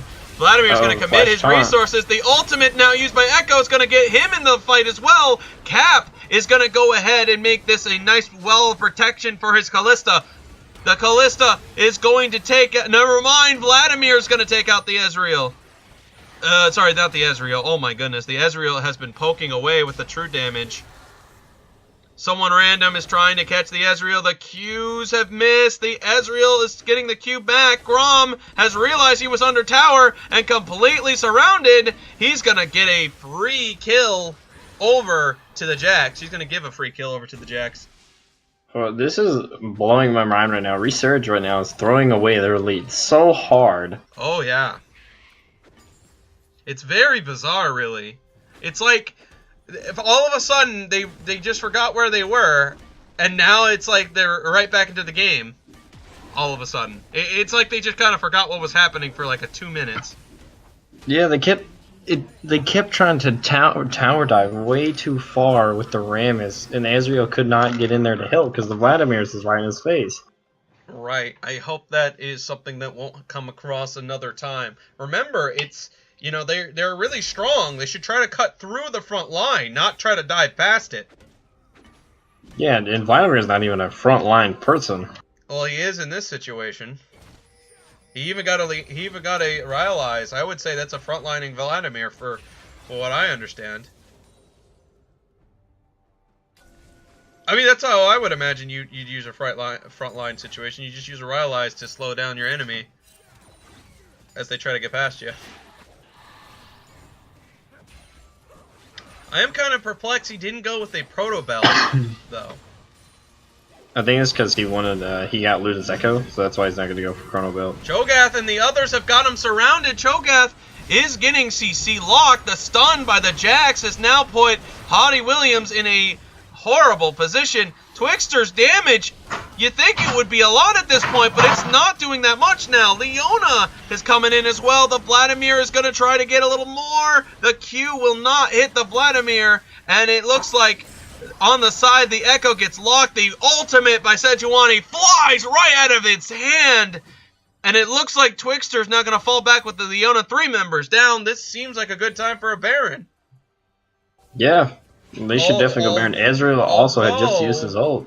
Although Twixter still in the area, does manage to get the Q onto Villa. Villa cannot participate. Twixter's going to back off here. And the chance for the Baron seems to be right around now. Twixter tries to get a little extra onto Villa. Villa's still keeping his attention. Rammus is now moving into the vision of Darkstar Gaming's opponents here, which happens to be... Oh man, I am losing track of everything, aren't I? And Rammus gets taken out. Villa's almost dead. He times his pull-in time, but Ezreal with the last tick somehow. Doesn't seem to matter. The Baron gets secured. And it is going to be Twixter who takes the worst end of the trade here. Wiggles is now getting besieged by the Echo, who does have his ultimate on the way out. Wiggles flashes over, uses that ultimate of his to get some damage onto Braum. He's going to try to get past the wall. He does do a little bit, but it is not enough. Kalista takes 2. He takes 3 and takes out Grom. That was insane. I know. I could barely keep up with it. I was starting talking about things that weren't even applying to the situation. That's how insane that was. I cannot believe that Resurge threw away that lead so hard that now Resurge Red has a 3,000 gold lead. Kalista is now 10 Mr. and 2. President, what if I told you that Kalista, the 10, 2, and 5 Kalista, is still behind Ezreal in gold? What if I told you that? Doesn't matter though. But can you believe that though? Can you believe that? It's obviously not helping. It's obviously not helping Resurge though, so it doesn't matter that much. I mean, it does. It matters a lot in the future for other teams in particular. But I think it's an incredible thing. Don't you think? It'll probably get nerfed eventually. Right, and he's still behind the Kalista in gold. Still. That is crazy. But anyway, back to what you were saying about... Oh, Wiggles is going to take both at the same time, looks like. Interesting way to take out 2 wards. I've never seen that. He just, instead of taking out one, he switches between both of them and takes them out. That's interesting. Don't question Wiggles' logic. I don't question it. I just think it was interesting.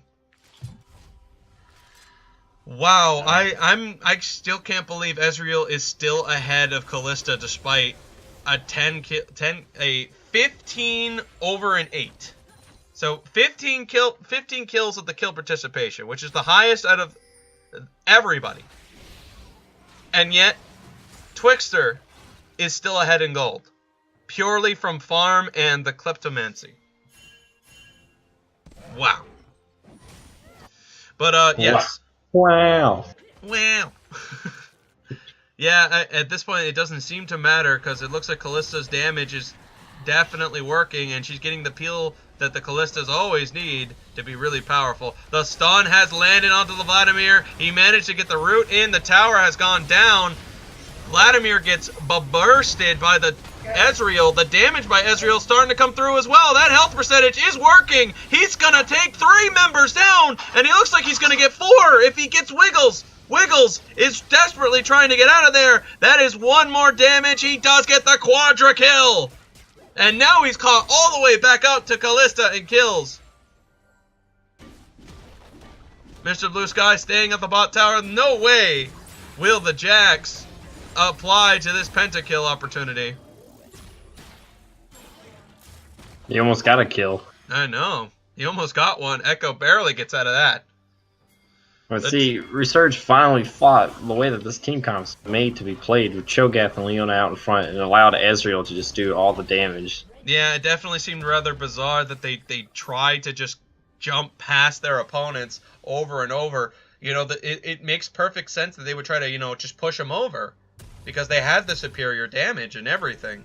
Just push over your opponent. You don't have to do anything more than that. Just push them over. Don't be sneaky. Don't try to jump to the back line. You're gonna beat them. Just push them over. Mm-hmm. Because Callista takes time to stack those Ren stacks. And even if like one person dies from the stacks and she had used it, now she's gonna stack them again. Ezreal could just keep firing the Q. Mm-hmm. That's basically all his damage is that Q. And he does do armor penetration. And he does the percentage health damage. And the Yeah, he's got damage. a lot of armor penetration right now. And He's the got damage that you're right. And the damage he does in general is also a lot as well. So it's quite clear he's hurting. So he just needs to get through these tanks, and then they can win. I mean, that auto attack, look at that. That's cutting right through Cap quite easily. He already lost a good chunk right there. Yeah, took out the shield and then he Q'd him, and then the Q just did a whole bunch. So you can just keep making that happen, and I think you can win right through there. You don't have to get fancy with it. Yeah, he's got a Echo Mortal on the split at Reminder top. and Vladimir Ward. is rotating over. Mr. Blue Sky decides, let's go in right now. Grom takes him out with the ultimate, and it looks like that might be a big mistake by Resurge Red. Twixter takes out the Callista. He gets himself a double kill. The Ezreal now gets himself a triple kill, and it looks like the 4 members down was a big mistake from Mr. Light Blue Sky on that engage. I don't know why. It seemed like that they weren't. Were they all there, ready to fight? What 'Cause happened it to seemed the like video quality? What do you mean? Is it bad? What happened? What do you mean what happened? It looks perfectly fine on my phone. Yeah. It looks fine from where I'm looking at it too. I don't... Inhibitors are starting to break down here. Start your lag. Mr. Light Blue Sky, quite a drastic mistake on his part. We're going to start looking at the next play to be, which should be, I would say the next Baron fight, and then possibly the end of the game here. Should be what happens next. The next Drake is going to be coming out soon. Could you tell us what it is, Mr. President? I gotta go to this ocean. It's Can you set hear to me? it's set to the highest, and it's really blurry. And yes, I can hear you.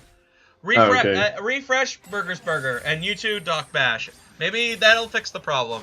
I didn't change anything. I didn't press any buttons.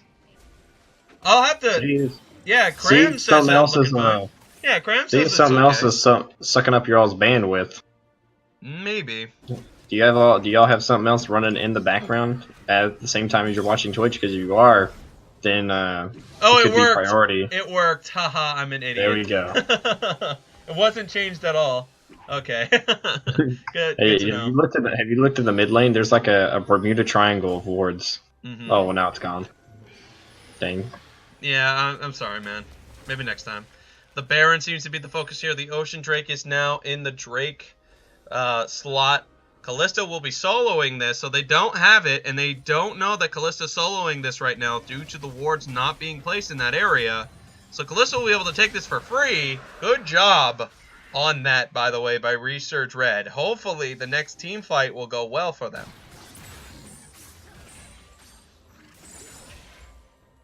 Is there a way to see exactly what runes and stuff they took?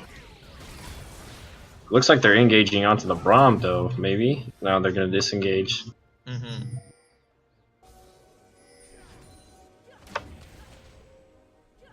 Looks like they might start the Baron.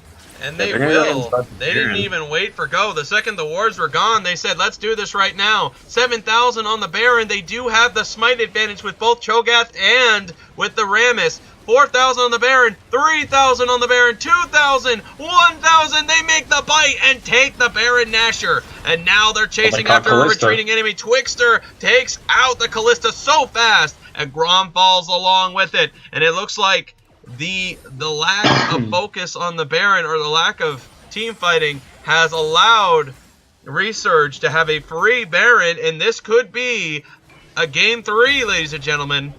Now, I can see it coming pretty soon. They I'm pretty definitely sure have the that damage is to come game. through. This Cho'Gath is huge at the moment with 9 stacks. Brahm's going in. Brahm uses his ult to knock him up. Brahm goes down from the Cho'Gath. Absolutely fast and easy, too. Poor Cap has got no chance of surviving that one. This should be the end of the game, folks. They're going to send the whole wave in. Only 2 members alive right now, but Kalista and Vladimir are on the way. The stun has been used by Mr. Light Blue Sky. I think he may have engaged a little too early because they just lost both Jax and their other tank. Kallista's going to try to get some quick damage here. The Nexus is not taking that much damage. No one's autoing it, but Hadi.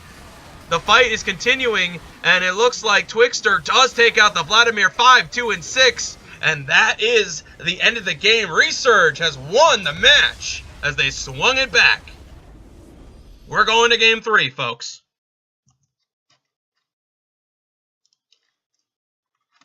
After their horrible early gameplay with the Ezreal lead, at least they brought it back to a win. Speaking of that, honestly, some mistakes here, some turnabouts there, and you can kind of see here already on the team gold advantage chart, you know, where gold started to really matter, and you can kind of see how the blue side was getting just a little bit more gold than their opponents, and it just started to skyrocket quite easier over the course of the game. You know, there weren't even that many kills. There were a couple of kills here or there, but my goodness, the gold difference was already at 4,000. But then a lot of mistakes were being made, and especially one point in particular where a bad engage was made, and Vladimir, Kalista, and Jax were able to take out multiple members, which then snowballed their advantage and started the game to swing right into the favor of Resurge Red. But then at a crucial 26 point in the game, Jax decided to make the engage and ends up giving Ezreal a quadra kill out of it, which then swung it all the way back, and then massive spike in gold advantage for the remainder of the match. That very decision for Jax was a very costly one. But let's see. Let's see what happens next. Sorry, not that one. The Jax split push. Sorry, the Jax split push is what I meant to say. Jax split push in the 4-man fight and the Jax split push. As you can clearly see here, Jax was taking towers. Oh, I see now. Okay. Yes. But yeah, I do agree. This is also the same time when Jax decided to charge in too, which was also a big mistake that skyrocketed the league even further, which is what we're also going to be addressing too. Hopefully, Mr. Blue Sky is going to be aware of what happened there in the next match to come. But let's take a look at the damage chart here. Ezreal, 45.4 damage to champions. In the 45.4 damage to champions. Okay. So 45,000. do? Kalista did 38.9k. Honestly, I thought his was going to be a lot higher. Well, there you have it. Well, in 32 minutes, that does sound 45 in 32 minutes. That's kind of like above 1,000 damage per minute. That's way above that. It's almost nearly 1,000.3 damage per minute with how high that is. That's really high. Let's take a look at the ward coverage here. I think we got a much different ward thing to look at. Leona with 55 wards. Okay, 55 wards. Destroyed. 46 wards by Sejuani. Prom did 40. Holy moly. There's so many down, wards. Army. Just breathe, man. Breathe. Whew, I'm getting the vapors. Whew. What? Have you not heard that? Oh, yeah, I guess you haven't heard that. It's fine. I'm not that old yet. It's not that old of a joke, but whatever. Anyway. I got him there, folks. So long, folks. 19 wards destroyed by the Leona. My goodness. 19 wards destroyed. 10 wards. 10 control wards purchased. I would whistle, but I don't think I can whistle that well. There you go. There you go. That was intense. That's a lot. Ezreal with a 9-kill spree and the largest multi-kill up to 4. Close multiple times to getting a penta. Close but no cigar. Indeed, close but no cigar. Anyway, folks, let's go back into creating the next lobby here. Wow. Burgers. This guy needs to change his underwear after hearing those words.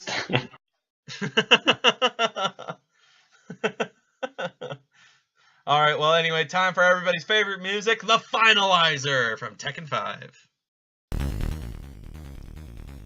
Because it's battle number 3 time, and there ain't gonna be another one after this one. It's boss battle you should time. do the opening. You should do the opening song from Jack and Dexter.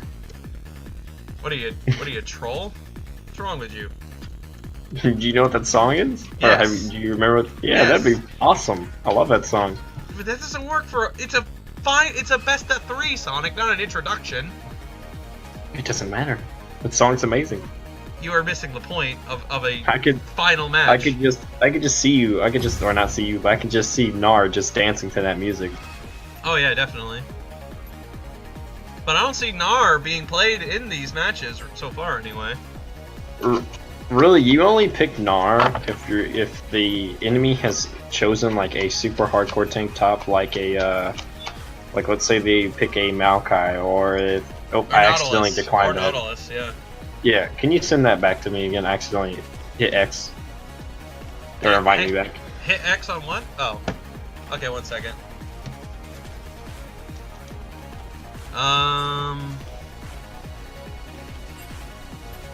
Alright, try it this time. Oh no, it was fine. It's just I declined it on an accident. Hope you guys like this song, because I like playing it every time I hear a best of 3. I'm not surprised that Resurge and Resurge Red are going to a best of 3. Resurge is definitely the type of team that loves them best of 3s, whether they're going to win it or not. And I know Resurge Red is definitely the type of people that love to play it at the opponent's game. I know I said a little bit differently from the time before, but they definitely gonna play a best of 3. I love to see if either Resurge or Resurge Red can come out on top, because these two guys are very ready to have a good match.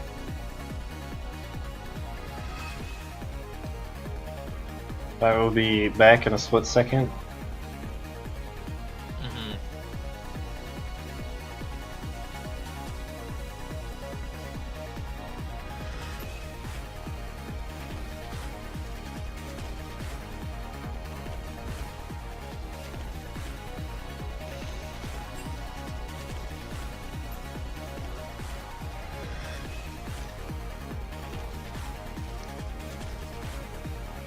Purple? Who are they?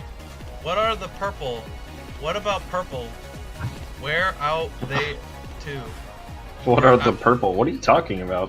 Look at the chat, Captain KTT. What about purple? Where out they are? Wait, am I reading that? Where out there too? Wait, where about? Oh, I didn't see the about. We're Wow, out that's there why. too. Yeah. What Hey, about what about purple? purple? We're out there too. And oh, there's a research. Oh. Maybe Army doesn't understand. I couldn't read it that way because it was all caps and it. I messed up. I'm bad Hey, at when you're reading. spelling word, put apostrophes. That way you can help Army out because he could not tell you you're spelling word. I couldn't tell where the beginning and the end of his sentence was. That's silly. That's really silly.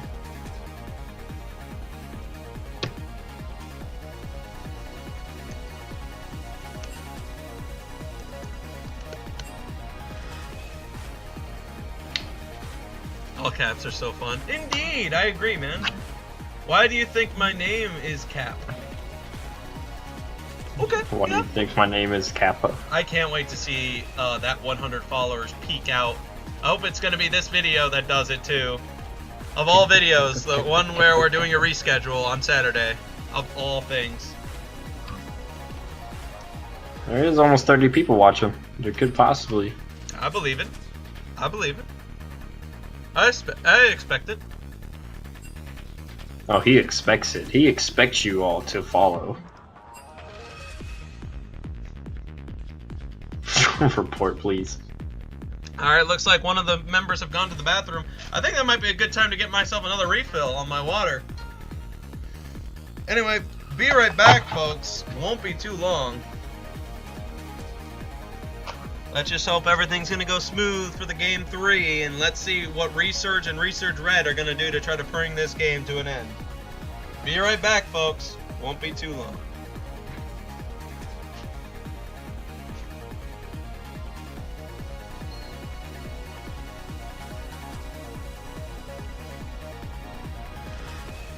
So how y'all doing in the chat? Who do y'all think's gonna win this third game? Who do you think's gonna win the series?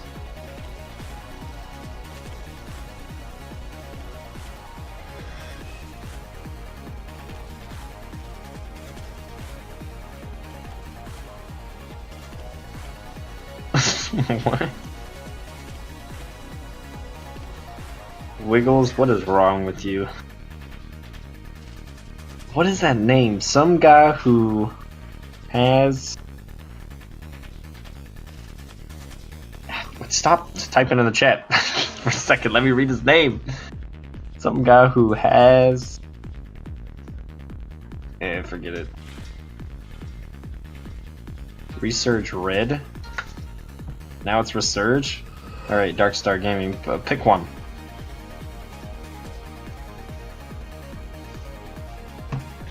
First game was a warm-up.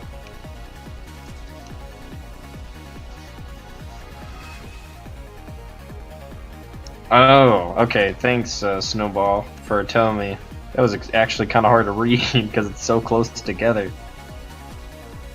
Hey, Upsurge Esports! Thanks, man, for dropping by. Really appreciate that.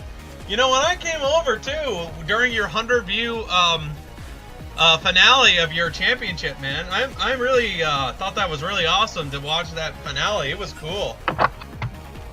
Seeing the champion match was really great. I'm very glad you stopped by, and I hope you can drop a follow of your own, man. Sell out. And of course. What? No, talking Come about you. on, me? Yeah. I'm you just obviously... going to the other person and thanking them for giving me a good match. That's not a sellout. Soiled it. Soiled it. Soiled it. Soiled it. Soiled it. Soiled it. I'm banning you all from Resurge after this. Amsterdam, you can't say too much because they did kind of smack you all in the first game.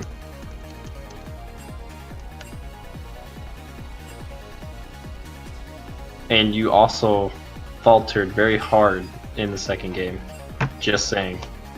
If you're watching the stream. Some guy who has a username. I like that.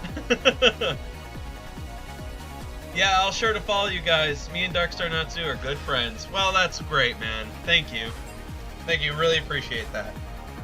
I know I did personally when I was over there. So both of my account, Army Overlord, and the Darkstar Gaming too. At least I believe I did. I'm pretty sure I did. 100 views and everything. Yep. And we really appreciate you coming by too.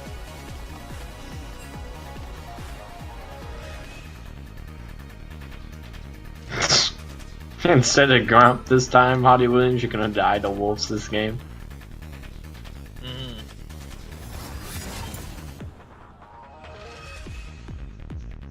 Alright, finally. Oh, did they just started? Are you good to go? Yeah, of course they started. I'm the one who told them to start. Oh, I didn't even see it in the chat. Indeed. Boy, Zyra has been non-stop banned. No cure for fools. I don't know why they dislike Zyra so much. Soon, though, she will not be banned. Probably in the time when nobody plays Zyra.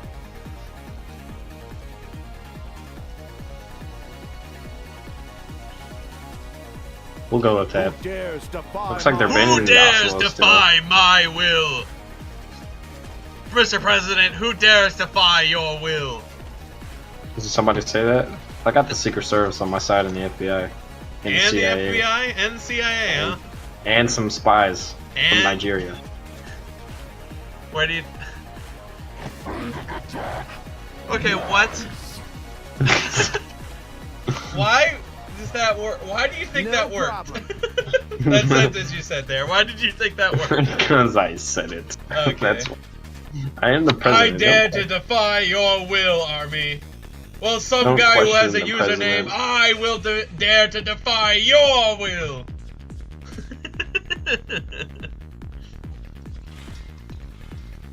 That's right. He's gonna defy my will. That's...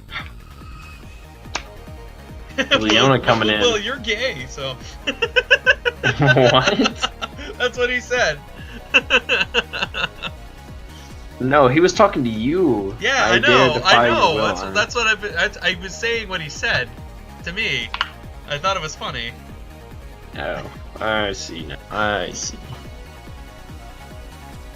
Looks like Resurge. It seems like they're literally just swapping. Holy crap! Swapping Words. between each other's comps. Yeah, I'm noticing Yeah, that as well. switching theme comps. The Lee Sin though finally getting picked.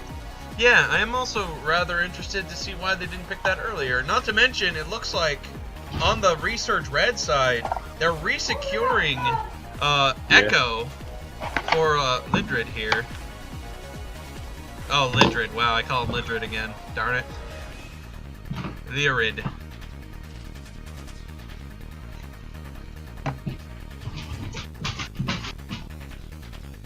Ooh, Draven being hovered. Trickster? I haven't seen him play Draven. I don't know if he's good at it. Not to mention, I don't know how good Draven is. No, in this he new was meta. he's probably just gonna play Silver because he's been playing Silver like the whole series.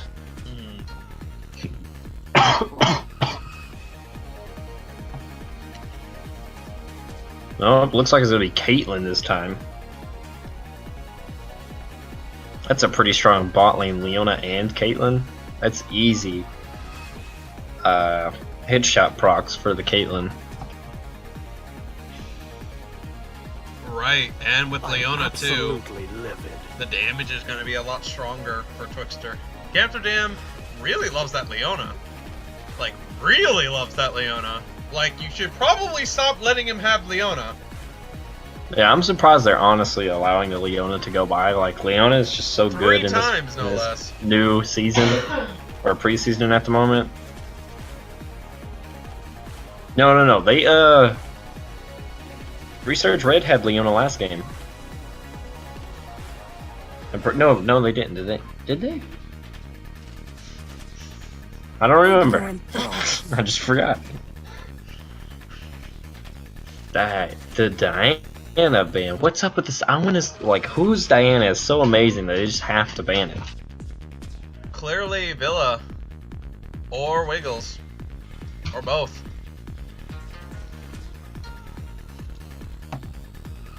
Go on. Get up there. My dog apparently needed permission to get up on the bed. Need permission, huh? Oh, yeah, he just Yeah. kept sitting there staring at me. Yeah, that's what my dog Max does, the same thing too. It's adorable. It's a little guy. Literally, this is the exact same team comp for Resurge Red. The only difference is they have a Caitlyn instead of a Silver. Yeah? I mean, And they have an Echo instead of a Vlad. this Because is they banned the clearly- Vlad themselves. This is clearly the best out of both teams. These are the teams that want to win with this comp. Which I'm honestly surprised. I thought we would have seen a little diversity from Resurge Red, but not When a you- lot. Not a lot at all. There's... What are you talking about? Resurge Red is playing Lee Sin, All-Star now, Orianna, and Adaria's top. Oh yeah, sorry, Resurge. My fault. I forgot that Resurge is on the back on the red side again. It's a little surprising, really, that they wouldn't take any diverse options. Man, when is it gonna be the Yorick game, man? When is it gonna be Scion? How come it's like always the same? Oh, it's Kled this time, actually. There we go. Engaged team comp this time. Well, when you got a Leona, you definitely can. Although, if they're gonna go engage, I don't know why they banned the Echo and just didn't allow him to play the Vladimir. That would have been great for an engage comp.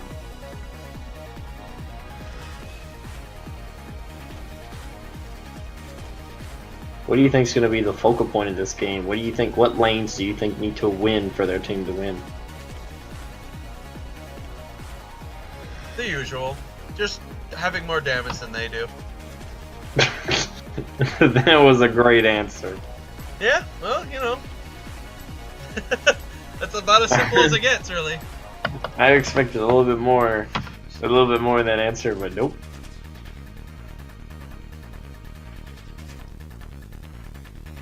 Well, I feel that Mr. Wiggles there needs to, if he can get his team ahead, or if he can get ahead early on and is able to assassinate the Caitlyn with the insane amount of damage Lee Sin has early on.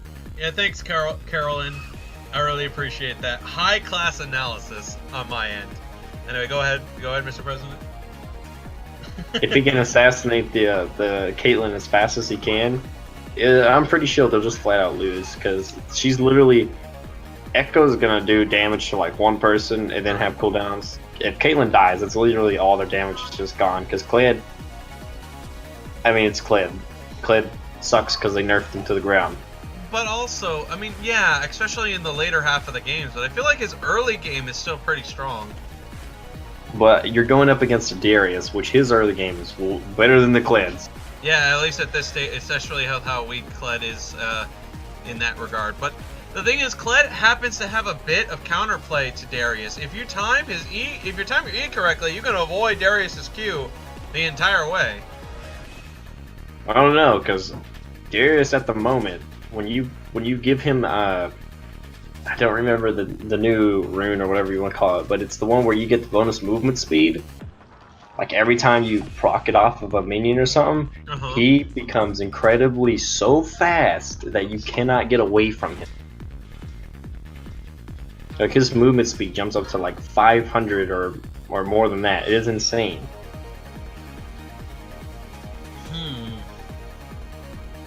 And when you combine that with a Black Cleaver, oh man, it's like you can never get away from him.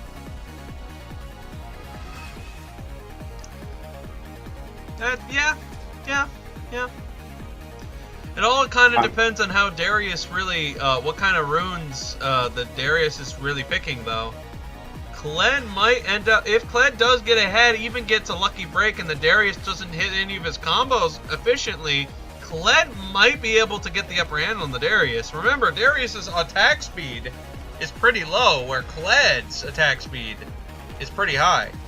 So there's a chance Kled could actually win this matchup in this season. You never know. Because it's kit versus kit. And if one kit is not hitting the target and the other one is, that usually means you win. Especially between a Kled, and a Darius. A Ked. A Ked, yep. Well, Darius, he technically doesn't even have a skill shot, because if you miss the heal off the Q, you still technically do damage to them. Like, you get a proc off of it. Another thing that'll be an issue here is Cap will be able to headbutt Leona off of a target, but Leona can really stick to targets as well if Alistar doesn't really CC properly. That's also going to be a bit of an issue here, too. Yeah, I think well, people folks, are at the the final moment. game is coming around. Let's see what is going to happen, because I'm hoping for some high damage between the Caitlyn Leona and the Kled. I'm looking for that. I'm hoping for that, because I think that's going to be pretty fun.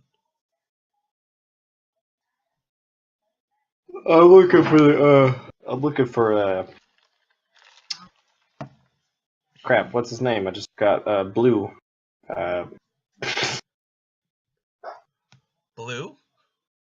Yeah, Little Blue. Mr. Little Blue. I'm hoping Little Blue can pull off a 2016 World Balls moment and get a pentakill with Darius. You understand his name is Mr. Light Blue Sky. Little Blue, Light Blue. It's all the same, really. You know, except I'm the president, one's what I size, say goes. And the other is just a shade of color. I'm the president. It doesn't matter. I'll change his name if I want to change his name. All right. Who voted for you? A lot of people did, because I'm Abe Lincoln. Hello. Oops, target frame. Didn't mean to do that. Let me see. I ended slavery. Sounds So what was your famous speech, by the way? Can you tell us? Oh yeah, the what was it? The 4 minute and What do something you second. mean? What is it? You should know. Hey, it's been a little bit more than 200 years, sir. Sir. Okay. What you want me to call you, little boy? Oh my god.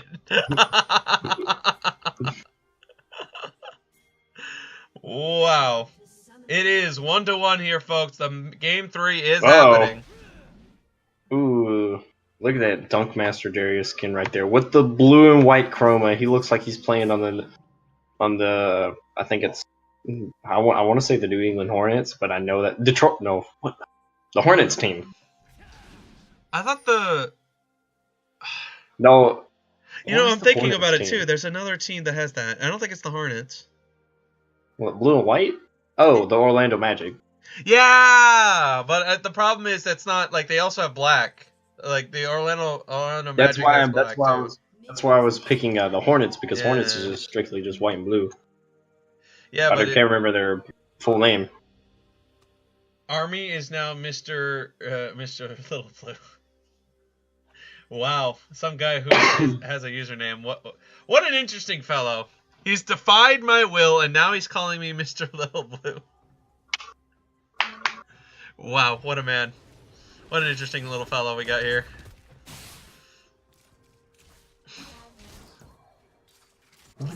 Orianna with the cat summon, I think, is the best combination. You're gonna get a barrier, so it's already gonna work out for you, and you get an instant poke that does instant damage. I feel like that really works really nicely, despite the fact that late game, when it does come around, it's not gonna be that much damage. I feel like you get yourself a little extra barrier, you get a little extra damage. Seems to be a little right. Did you say Leona? Who did you say? I was talking about Orianna. Oh, my bad. I was reading the chat because they were talking to each other. Yeah, they were. I see what you're saying. But, I feel like Orianna could just straight up assassinate the Caitlyn with, like, an ult in late game. That shockwave's insane. It's skill v skill here between the two top laners, which can only be, the only difference is if Lee Sin could make it easier for Darius, or Sejuani makes it easier for Kled. So Juani's gonna have to make it easier for Clay because it seems like Darius is just winning in the lane overall. Well, it's just the early stages, so you might be right for now, but let's see what level 3 or 4 has to say about it.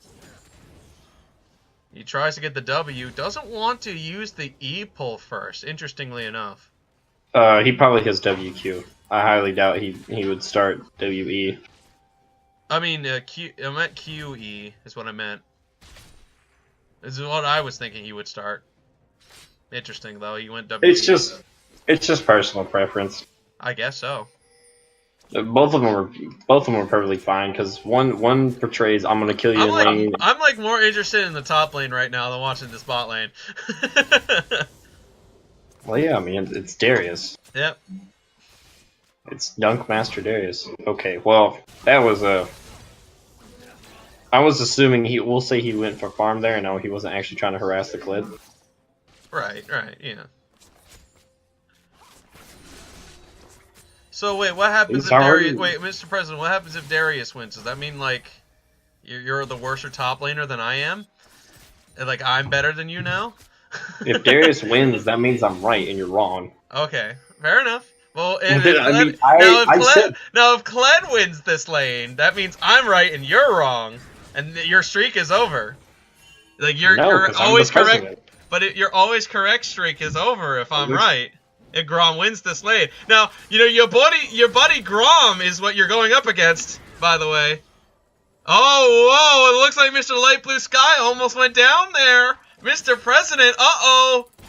He gets it to land, and Darius is about to go down. The auto attack was almost in time. Grom's got to get the cooldown to come back. He does get the bite, and Grom actually wins. Mr. President, your streak of always right has just came to an abrupt close. Oh my goodness. I am the president, so no, it didn't. President's never wrong. President's never wrong. Because you say if I'm wrong again, we might never see you again.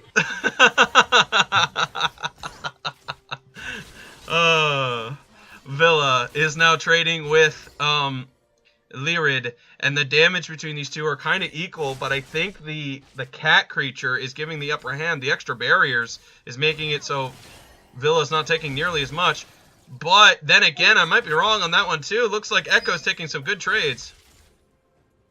Yeah, Oriana looks like she's gonna need to go back, or he might flat out want a tower diver if he want to, because I'm pretty sure he could kill her. But it seems like he's just gonna get the farm instead, if he doesn't miss it. If he doesn't miss it. I saw him miss 2 farm. Shame. Looks like Sejuani though rotating to the bot lane. Uh-oh. He barely misses, and Hottie Williams is going to take that and head out. So no gank at bot lane here. I'm surprised she didn't try to go for the cow there, because, I mean, you could have just forced a flash out, because... Yeah, I guess the problem was Alistar could have just pressed Q, got the other side of Sejuani, you know, forced Sejuani under tower. Maybe that could have happened. Kled is certainly getting a bit of a damage advantage onto Light Blue Sky. Light Blue Sky wants to keep this going. He does have the damage, thanks to the minions with him. Oh, now he's now on has 6. his ultimate. Yep, it looks like Darius might be able to swing this back if he can get another proccing damage, but the blood has ended. I don't even think he needs that. I'm pretty sure an E auto into a W into just a spin and then just ult, and Kled should die. Yep. But let's see how Grom's going to play it. You know, honestly, you playing against your Grom, the tree buddy you got here, I feel like there's a bit of a bad call on your part. No, I'm sorry, but that's Darius. That's Stunkmaster Darius. Best skin in a... Ah, I gotcha. So what if Kled gets a Dunkmaster? What does that mean? Then it's the brand new best skin in a... Okay then, okay. Understood. The fight in topside here, you know, it is just a mistake that all it takes from one side or the other. He does manage to get some advantage to swing his way, and Darius goes down to Grom again. He uses the Q just in the time needed to dodge the Darius's Q, and then recharge back in with the ultimate, then dash once again onto the Darius to take him out. Great job by Grom making that look almost too easy. And Darius looking like the worst friend of the party here. I think this might be casting curses starting to foil on top of you here. No, great zoning idea by Echo for the ward clear, honestly. Great zoning. There was no way Oriana could stop him or even trade thanks to that well-placed W by Lyrid. That was great zoning.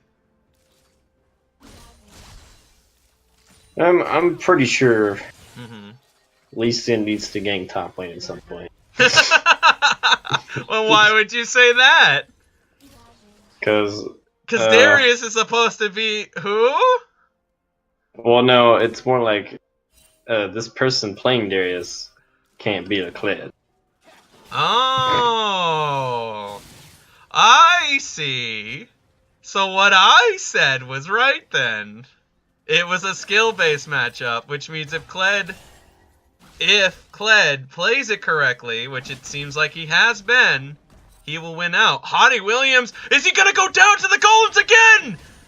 He backs off in the nick of time, but there is still 2 camps trying to hit him. I thought he was going to go down. He was close. Look at him. He's got no smite. Hottie Williams will not go down to the camp. I thought he was going to go down. Hottie survives. That's the super anticipation right there, folks, to see if Hottie Williams goes down to the ground. Or the Mitsuyaga says that Darius does not beat Kled. The matchup is very even, and it is a skill-based matchup based off of timing, which is exactly the point I was making. Well, then I've played against some very bad Kleds, then. I guess you did. What?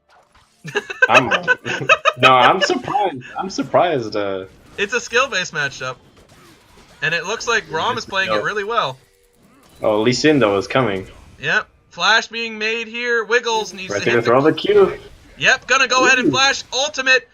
The procs are gone now. Grom might have a chance to survive this.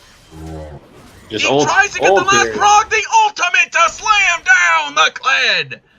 Nice job by the Darius. Well, there you have it. There's the gank you were talking Looks about. like they're gonna trade for Dragon though, which is a smart idea. Giving up a kill for a Cloud Drake's pretty okay trade. Ooh, Leorid's taking some heavy trades. He's in a bad spot here. Hottie Williams pressuring back Villa, but is going to take some trades of his own. They take a Cloud Drake. That is going to be devastatingly strong for this engaging team. Dodges the E, well timed, but Lee Sin's going to take advantage of his mispositioning, and it's going to be Wiggles coming out with a free kill. Good job by Wiggles on the surprise play. Ooh, good damage by Twixter. Whoa. Random's going to need to be extra careful in the future.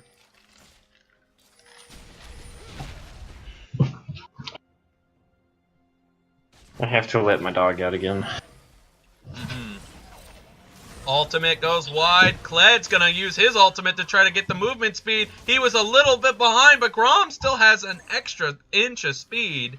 He's going to try to go right back onto Villa. He's going to get enough damage to take out Villa. And Wiggles unable to get the Q back to land onto the target. Now Kled's quite a good number of kills in the good position he needs to be.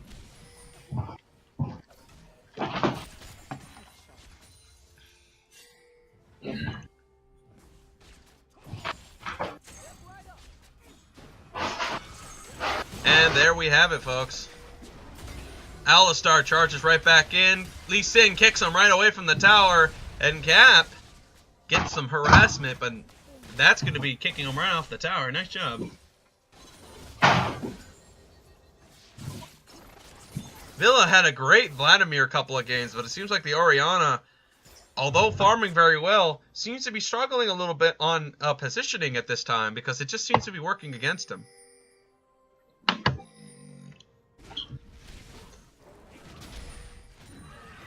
It is key for Orianna to have good positioning to get ready to throw down the shockwave. Yep.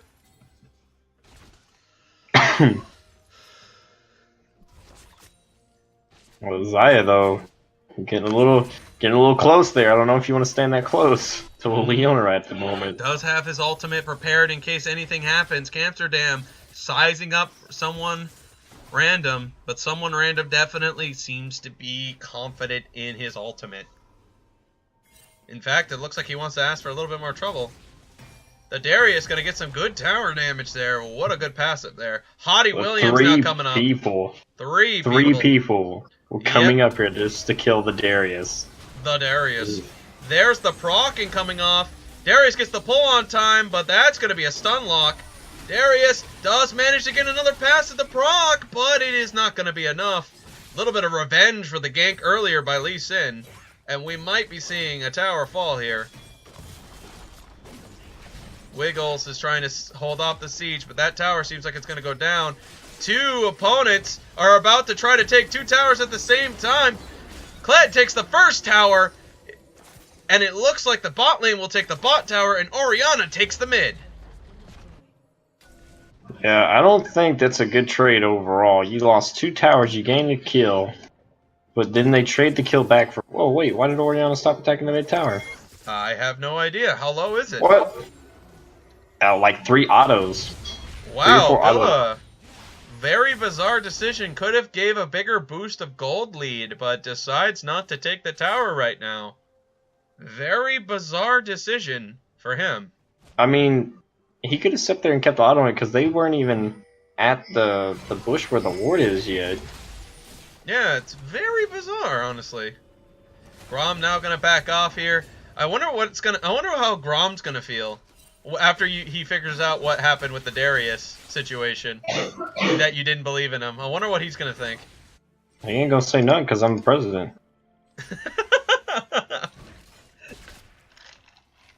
That's your answer for everything, I see. What the president says goes. Wow. No wonder you called yourself a president. Exactly. Is that not how it goes in today's world, apparently? That's what? That's not how it goes in today's world. Anyway, you got an interesting topic at hand. I admit, it's an interesting idea. I don't think it's accurate, but it's interesting. Echo now in the split on the bot. 3-1-3 being recrafted here by Resurge. Is this CLG? They really love those 3-1-3s. I mean 3-1-3. 1-3-1. Sorry, I keep calling them 3-1-3s. 1-3-1s is what I meant to say, and I hope I said it correctly the other times. The 1-3-1s are continuing, and they are. Everybody, stick your hand up if you're from the 3-1-3. I'm from the 8 Mile. You know, personally, I would have expected like a different type of strategy, like just an engaging on the bot lane multiple times with Kled and everything, because you have your ultimate with Kled, you just keep barreling down on top of them. But I don't know. I don't know what the plan is. Maybe it's a siege at. Oh, he might have gotten a catch here. If he needs just a little bit more damage, he might catch him. He is not gonna get so lucky. Gonna get that. Oh, well-timed ultimate to avoid the tower. Good job by the Echo to make that look very easy. Grom just gonna go ahead and 1v1 the Rift Herald. Mm-hmm.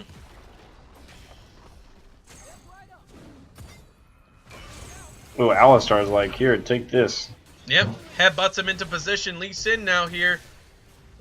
Lyrid needs to get out of this very terrible situation. He's got the movement speed. He's got reinforcements coming in now. But the Darius and Lee Sin are still on the chase. It seems to have worked pretty decently. He barely avoids the Q. And it is a 5v5 situation coming around in the mid side, as most of the members seem to be backing.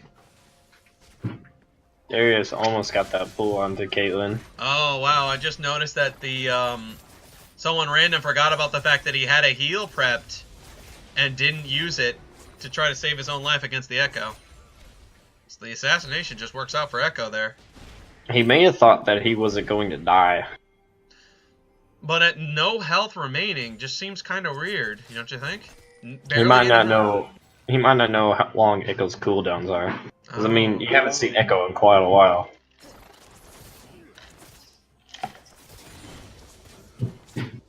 Iconic shot. I came back from watching a college football game to see a 1-in-3 Darius. Well then. What I don't understand is if you're gonna have a Lee Sin on your team, why not gank the crap out of lanes? Like, that's what he's designed to do. Yeah, Wiggles definitely has not roamed a lot, not attempted a lot of quick ganks. He just doesn't feel the situation at bot lane, and I can see why. You know, Caitlyn and Leona are a very interesting bunch. If coordinated correctly, it's really hard to get some good trades on them. But he could have been ganking mid and top then the whole time, because, I mean, ganking an Echo isn't that hard. Yeah, and the same thing with Kled. They just have a lot of dashes, I guess, is the problem. And that's what Lee Sin felt like it was a problem. Lee Sin jumps in with the Q, jumps right back out quickly.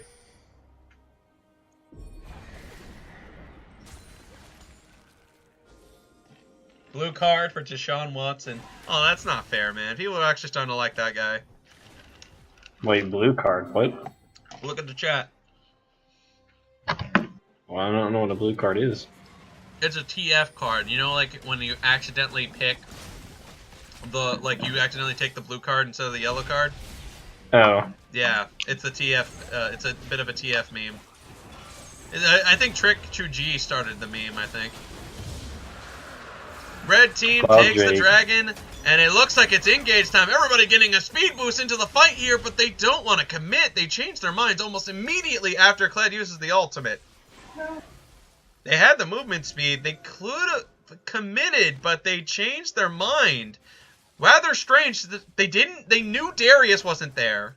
They knew Villa was on the side. They could have overwhelmed them, but they chose not to do that. Yeah, Xayah had just ulted, and she doesn't have flash. All she has is heal. Lee Sin wiggles, kicks the big. That was a 4-man ult. Oh, yes, it was a 4-man ultimate, but Oriana's the one that's going to pay the big price for it. Kled is getting these auto attacks that come through. What the heck was that? 3 members go down, and now all of a sudden Kled and the Sejuani are all that remains.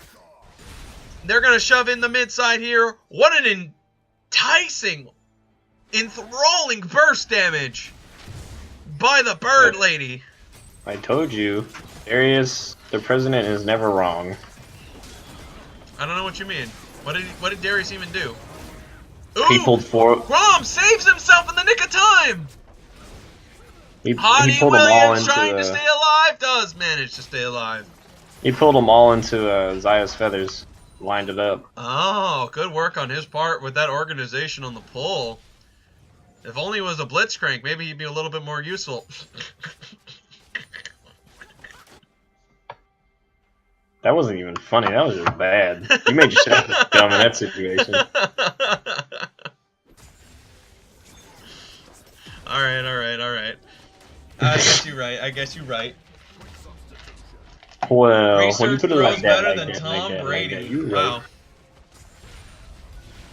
Man, Tom Brady's a joke. But enough about football. Not enough about football. 6 to Let's 6 get to the real equal, but sports the area. farm advantage is still going on to the blue side here. Research Red is ahead. But how long before they will be dead?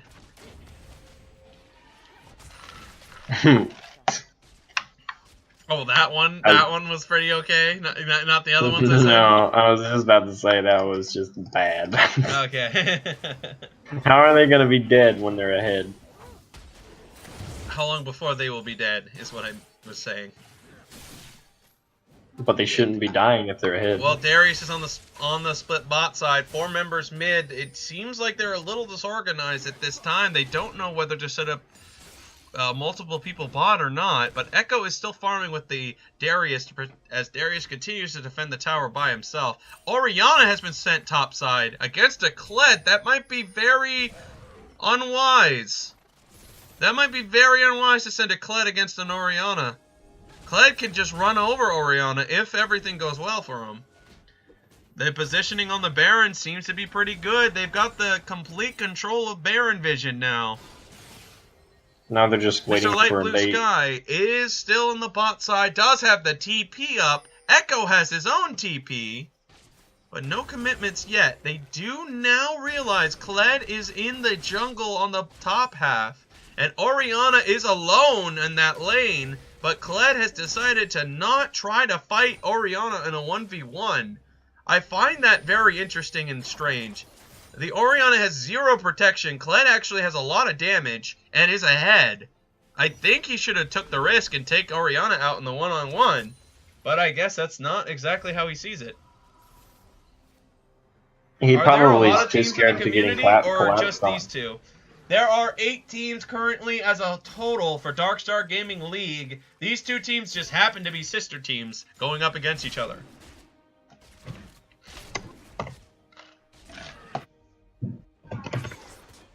Is it Resurge and then all the colors of the rainbow, or just different colors, different names? Different names. Okay.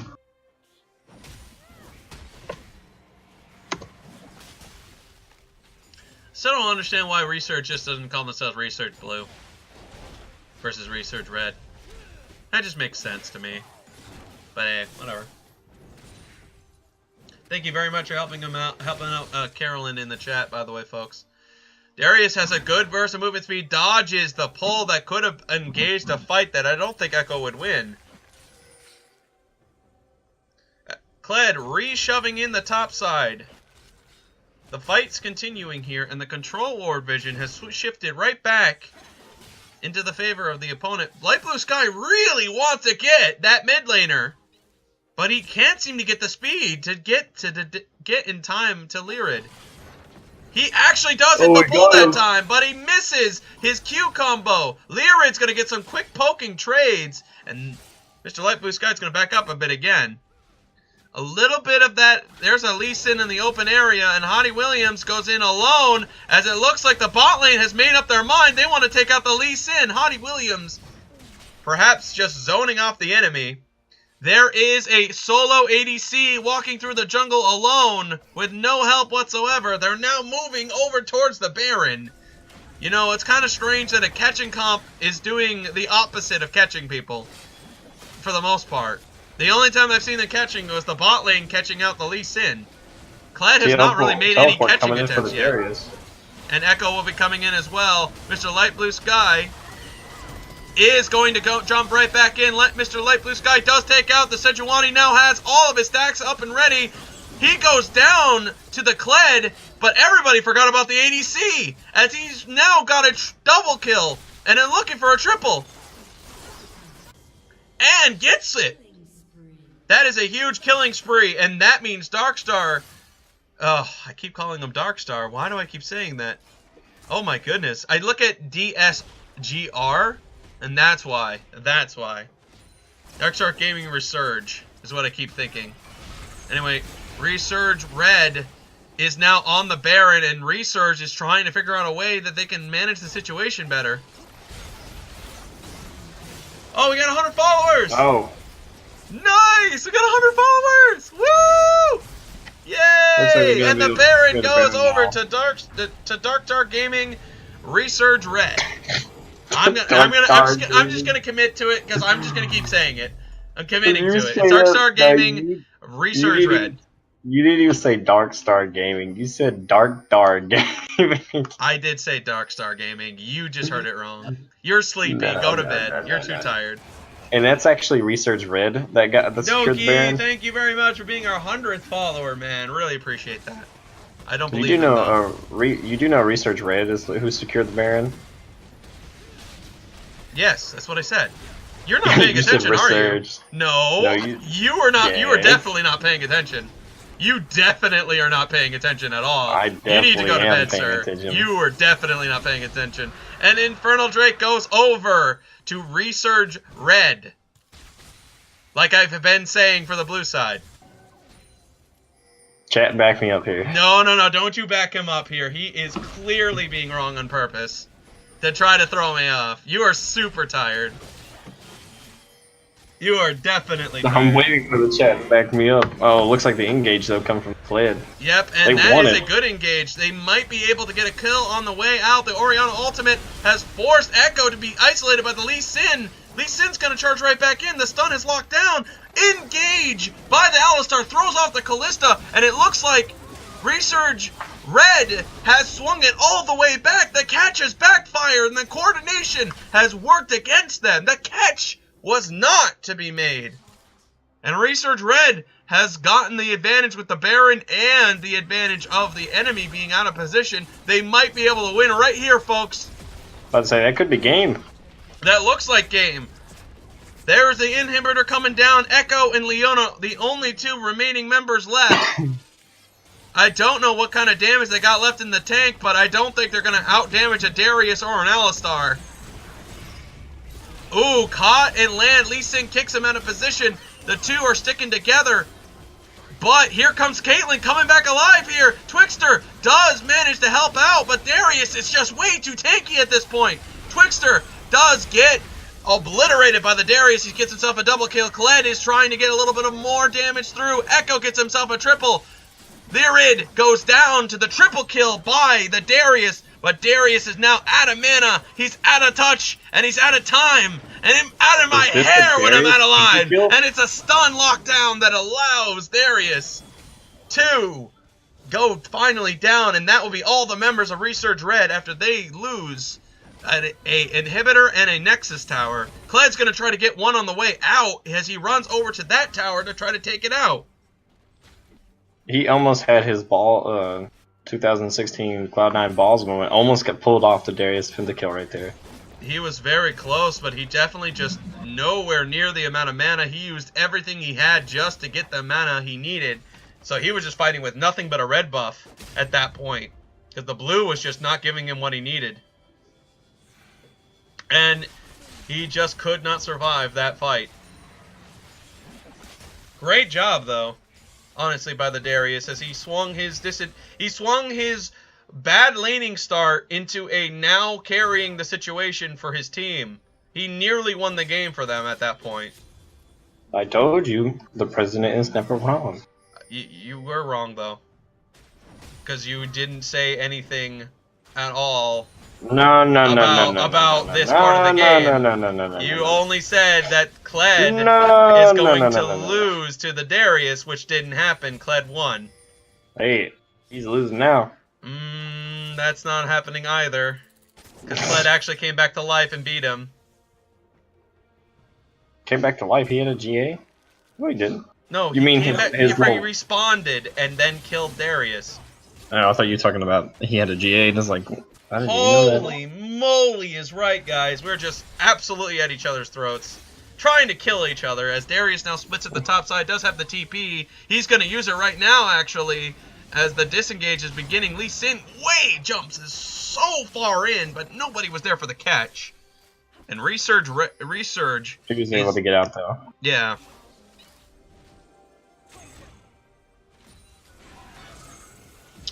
W gonna do what it does, but no way can they get any more. Oh, Wiggles. Okay, good. Does manage to get that ward out. I was a little worried.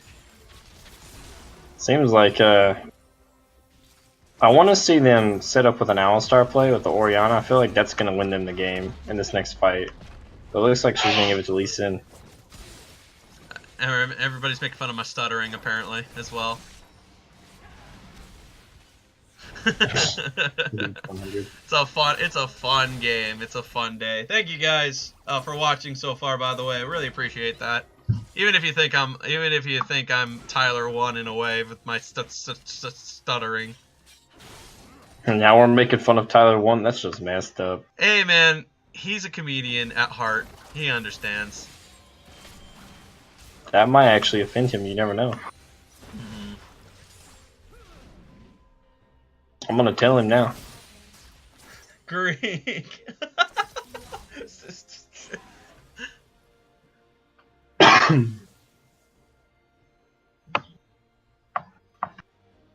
I'm just waiting for this Orianna to pull the trigger. I feel like if she pulls the trigger, I'm just waiting to see what the next play is. Darius is really tanky, so whatever happens, it's going to be really interesting how the fight's going to turn out. The Caitlyn's damage is pretty decent, but it's not very strong, and you can see it now. Darius is clearly not being fazed by that tankiness. I feel like whatever happens, some people haven't figured out about how to get that extra damage on tanky champions. Whatever pages these people are using, you know, they have been used, but they haven't been efficiently done to allow the Darius to take more damage. Because look at that. The Darius is not taking that much. well, that was a good proc.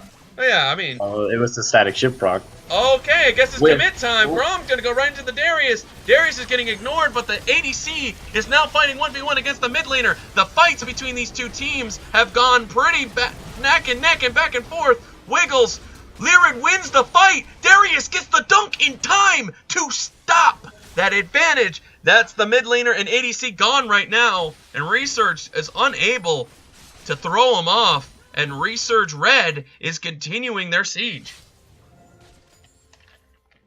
Saya probably would have won that 1v1 if she would have had some lifesteal. She doesn't have any sort of lifesteal yet. Not only lifesteal is a problem, but damage is a problem. Hopefully Bloodthirster is the next option for this Caitlyn. She did plenty of damage to him. It's just he chrono belt and she stood right on top of him. Yeah, I'm always looking at that Vayne damage. You know the Vayne damage? The one where it's like the first auto attack does a lot, and then it's like the third one finally does a good amount of damage. That's the kind of thing I expect with Caitlyn.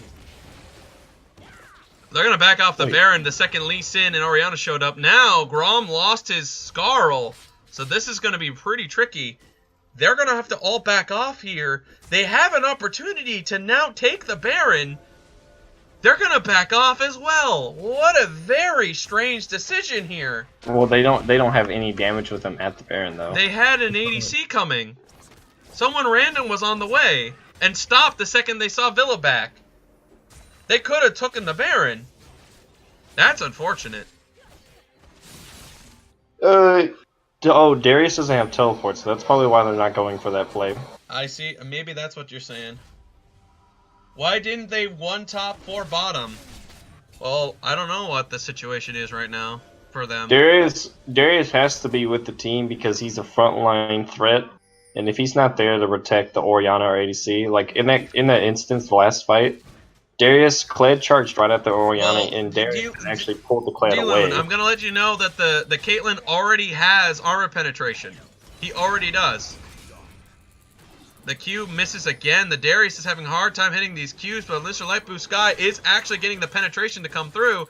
The Kled damage is finally falling off, and the Darius damage is finally coming through. Grom is having a hard time and decides to finally get away from that Darius. You were talking about the Xayah. No, I actually was trying to talk about the Caitlyn. I was saying the Caitlyn damage. I was speaking about that. I don't know if I was talking about Xayah, and then you said Caitlyn, so it made no sense. Well, I was speaking about because the Caitlyn damage because that's what I've been saying this whole time about it. Xayah was 1v1ing the Echo, and she would have won the fight if she would have just had some lifesteal. Yeah, and I think that's exactly, now that makes sense a little bit. I'm more concerned about the Twixter's damage, because Twixter also needs lifesteal as well.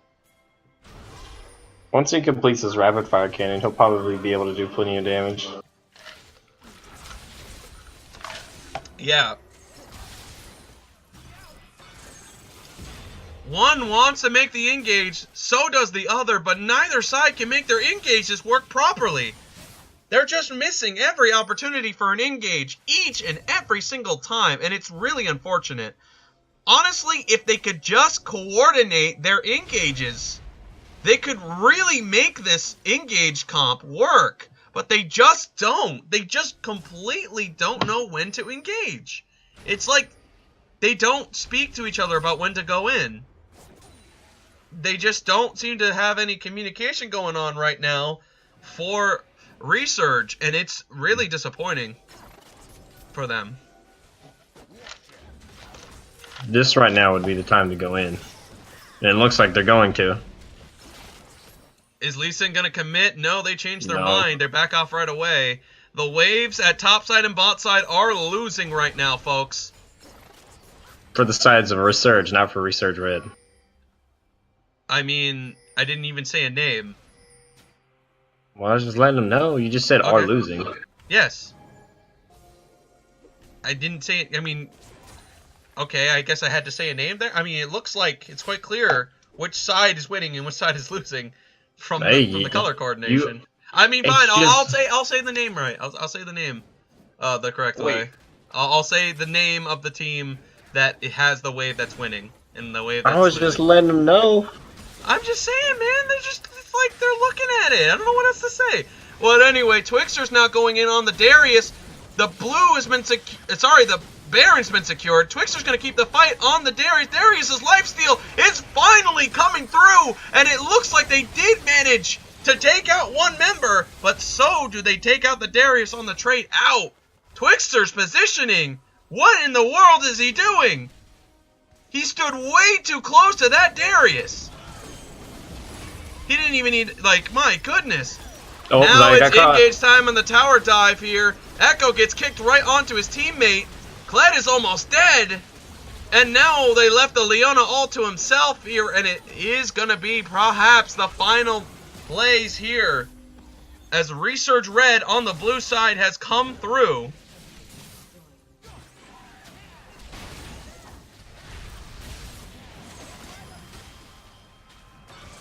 Lyrid. Oh, wow. He does die. Wiggles is now fighting a no mana hottie. Wiggles still has the upper hand here. He's going to now do the damage necessary to win the fight. There's the Lee Sin. There's the Lee Sin performance I was looking for. That's what I was trying to say. Words. Words indeed. They're tricky. Oh, he does take out Philip! Oh. But he's going to pay with his entire health bar. Leona is now alive, back into the fight. But I don't think there's a single thing that Amsterdam can do to stop this inevitability. And Leona goes down, and that is the Nexus. Resurge Red has won. That is GG. We were struggling in that last game with words. Oh, yeah. Well, it's a really late game, so that makes perfect sense, honestly. At least we're both being honest about it. You know, most people are just jerks where they just get all defensive about how other people are saying that they're saying certain things. But not us. You know what? We're good guys. You and me, Mr. President, we are honest with each other. We're nice and we're respectful. We would never at any point question the other person or say that they were being rude in any context of the word. Well, yeah, I mean, I did end slavery, so. Exactly. Let's go ahead and take a look at, I think that just about kind of brings the conversation to a whole. Finally, the last page you guys will be seeing here, the match history page. Let's take a look at the goal differences between these two teams. A bit of a stable for the most part here, but throws here and throws there have swung the damage chart all over the place. But the blue side stability finally came through in the last couple of kills. And I think one of the big factors here was a multitude of players. Everybody did a really, really, really good job. But let's take a look at the wards and the damage chart of the... Oh my god. Oh my god. Oh my god. Mr. President. The Alistar placed 81 wards. Oh, that's what I was like, what are you talking about? Like, 81 wards. Wait, how many minutes was that game? 39 minutes. That's like that's like almost 4 words per minute. Oh my no, god. that's almost because if you said 39, that's 2 words per minute. Yeah. Wow. Over double. Yeah. Wow. 26 wards destroyed by the Alistar. 0, 1, and 18 on the Alistar as well. Great job, Cap. Just great job. 16 control wards purchased. The Vision game, ladies and gentlemen. Wow. How does that even happen? 16 control wards purchased. The Alistar. Wow. 16. Wow. Okay, well, anyway, let's take a look at the damage to champions here. It looks like the Darius managed to do 31.7 damage, the highest damage. So good job for him. He really came back when it counted to do the damage necessary to swing his damage back into the game. And I guess that's how you really can swing the momentum back into your side. The Kled ends up doing 18.8 damage in the later half of the game. Just a lot of things you can really learn out of this, and I think a lot of mistakes were made between both sides that kind of led to this conclusion. Mm-hmm. But anyway, I feel like they. Oh, I was just gonna say, I feel like they didn't utilize the Kled ult really at all. Yeah, not even once. I think the Kled did point blank ultimates almost every single time, except for one occasion. And the one occasion that they did, they just charged in and just said, "Nah, we're not going to commit to this." When Darius was mid, they just chose not to commit to this ultimate. And that's a shame, really. That's a darn shame. I think they just didn't see the Darius when they were checking on the minimap with the engage. And honestly, when you make an engage comp, communication is almost the most important thing that you have to have with an engage comp. You have to have communication. And I didn't see it. I did not see any communication. And I also feel like taking an Echo into an engage comp isn't good, because you're going to have to take time to set up his stun. So, if you're trying to get up in there as fast as you possibly can, I want to know is why did they ban the Vladimir, and instead of actually picking the Vladimir, that way he could just run literally right in there, super speed mode, ult everyone, and then just do massive amount of damage to everybody in seconds. Mm-hmm. Or they could have utilized a little block with that, give her all that movement speed, jump past everybody, and just assassinate the Xayah really fast. True. It just seemed like they didn't consider their options when it happened. But anyway, folks, let's go ahead and take a look at the straw poll here for the POTS Player of the Series. Let's see what you guys think. I'm going to go ahead and give you guys the link in one brief moment here, folks. But here you guys go. Let's take a look at this as we get prepared. Here you guys go. Tell me, who's the MVP? Who's the MVP of this series in your opinion, otherwise known as the player of the series? Let me know. I gotta know. I'm gonna take. I'm definitely Mr. gonna. President. Yeah, I'm gonna take someone random because I think someone random no. You know what? No, I'm taking Cap. 81 wards. 81 I was gonna wards. say you're like a support main. Are you really gonna pick someone else? I'm not a support main. I'm not a support main. I'm only voting for Cap because, my goodness, a lot of supports don't get the recognition, but 81 wards plays, 26? Was it? 26 wards destroyed by Cap alone? Yeah. That is a devastating ward coverage. But Cap went from, I can't keep up with Leona, it's alright, to, alright, I give Leona a good race, to just completely outwarding by 20 on that Leona. Wow. I'm gonna give it to my little I keep saying my little Mr. Light Blue Sky for the first game Yasuo performance, and then Oh yeah, definitely. Basically carrying the team in the second game for a while with Darius until Xayah scaled. Game 3 actually, that's what you meant. Or yeah, game 3. Yes. Game 2 he played Jax, and he didn't do too well in game 2. Yeah, he threw himself in on the fight. And he thought maybe he could win the fight with getting the CC on to their ADC, but that backfired heavily and snowballed Resurge's chances of winning the game. But that was pretty good. He kind of made a lot of key mistakes on his part that led to Ezreal becoming extremely overpowered. But honestly, Cap consistency was one thing, but growing in ward coverage is always a big plus in my book. And Cap seems like he's got the votes. Let's go ahead and do a final countdown to see who is going to get the MVP here. Anyway, thanks for the subscription. Really appreciate that, man. Subscribed right onto this channel. Really appreciate it, TFK. Really nice of you, man. I cannot believe we got a subscription. We got 30 people watching. I don't see 20 votes. What y'all doing? Where's those 10 extra voters, man? Well, let's find out. 30. 29, 28, 27, 26, 25, 24, 23, 22, 21, 20, 19, 18, 17, 16, 15, 14, 13, 12, 11, 10, 9, 8, 7, 6, 5, 4, 3, 2, and 1. Cap, you've won the player of the series. No denying that. You could play the greatest Darius game in the whole world, but you can't outward 81 wards. Statistically the highest possible. In such an unbelievably short amount of time. He can. He can buy a sight stone. I guess you could try. Azig's fighting just places wards right next to him.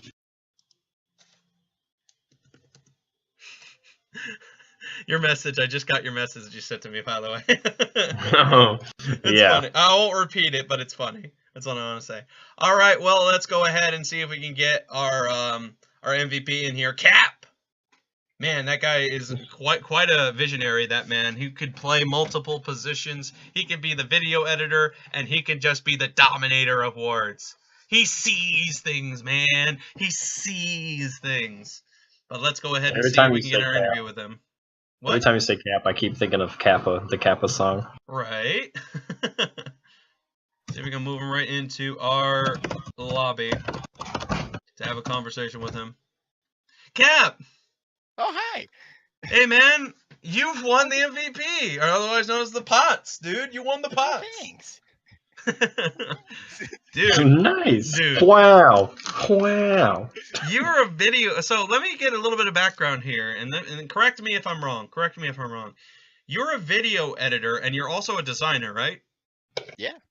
Dude? Yeah. You went from this to getting a Pots for this team. 81 yeah, not just a sub. wards. 81, dude. Subs. Yeah. How many times did you recall in that game? Were you counting? I didn't count, but I always had lots of wards. Always did, and my goodness, 81 of them. Trinket ward. Did you ever get a red trinket at some point? Oh, I did. It's in there. Go It's look in at the there. Ooh. stats. The Michael Jordan of supports here, ladies and I gentlemen. had 3 control wards every back as well. It felt good. Felt good.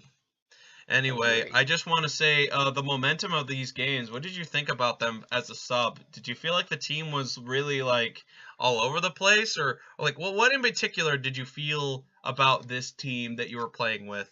Because you can kind of feel in game 1, 2, and 3 that the momentum just kind of went almost all over the place. So what do you think about it? Yeah, it was very different. The communication was a bit interesting at times because there would be times where you would talk, like people would talk, and then someone wouldn't talk, and then there was like a weird beeping in the background because we had one guy whose smoke detector was like dying. So every now and then, beep, beep. It's like, oh, okay, this is great. And then the AD carry just like he just never talked. And then I just told him, I was like, all right, just target ping people when you want me to fight them.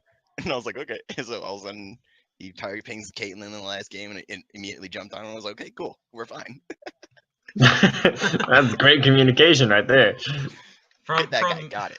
From making what we see currently on the screen to just being a great interviewable person anyway. I have one question. My question's going to be final because I don't really have much more to add. Now that you were the MVP, or in this case the POTS of this series for them, do you feel like you might be able to get yourself a nice position on the starting lineup, or what? That depends. I told them they could put me down as an actual sub if they needed it. So you may see me every now and then. Ah, okay. Bit He's of your They pocket did great. the legend himself. Just only sticks around when he needs it. Comes to the rescue and Those drops guys the get wards. they get a lot of flack for having roster issues every now and then. Well, Yeah. it happens quite frequently, but they played well. I can ward so much, but I didn't do all the damage. True. But you They did, did and really you well. did initiate some pretty great engages. You also created a lot of peel as well for your team, including when you were playing the Brom games. Did well for you as well. Yeah, there was one I fight in that last game where me and Ori were caught out, and I just said nope to everything, all kinds of nope. Now I got a It was question fun. for you. How do you think Alistar is fitting in this like upcoming the preseason at the moment? Because you're the first person I've seen to play Alistar. I've always been a huge Alistar lover when I do get that, that glorious autofill to support. And with this, the new rune with the Unbreakable, what is it? Can't remember what it's called. The one I used, the one where it explodes after you do CC to people. Aftershock, that's the word. So that one is just a beast of one to use because everything basically procs it because of, knock up, stun, pushback. So you can really get a lot of damage off that. It felt great. I'm just also going to point out Mr. Light Blue Sky thinks he should have been the MVP person here. And what do you have to say about that after his couple of games? He's just mad because I stole it from him. You mean he's just mad because you earned it from him? That's true. Hey, at least we don't have. He did. At least Hottie Williams isn't getting it this week because everyone wanted Hottie Williams apparently in the chat at the beginning. Yeah. Poor Hottie. Yeah, and fans vote, guys. Mr. Wiggles and Light Blue Sky, sorry. The fans said otherwise, and that is how that's how this works. And it's, by the way, it's POTS, not MVP. I should probably stop calling it MVP myself anyway.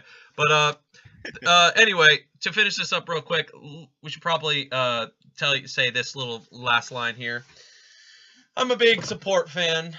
I'm a big fan of it because I want to make sure everybody knows about the importance of ward coverage.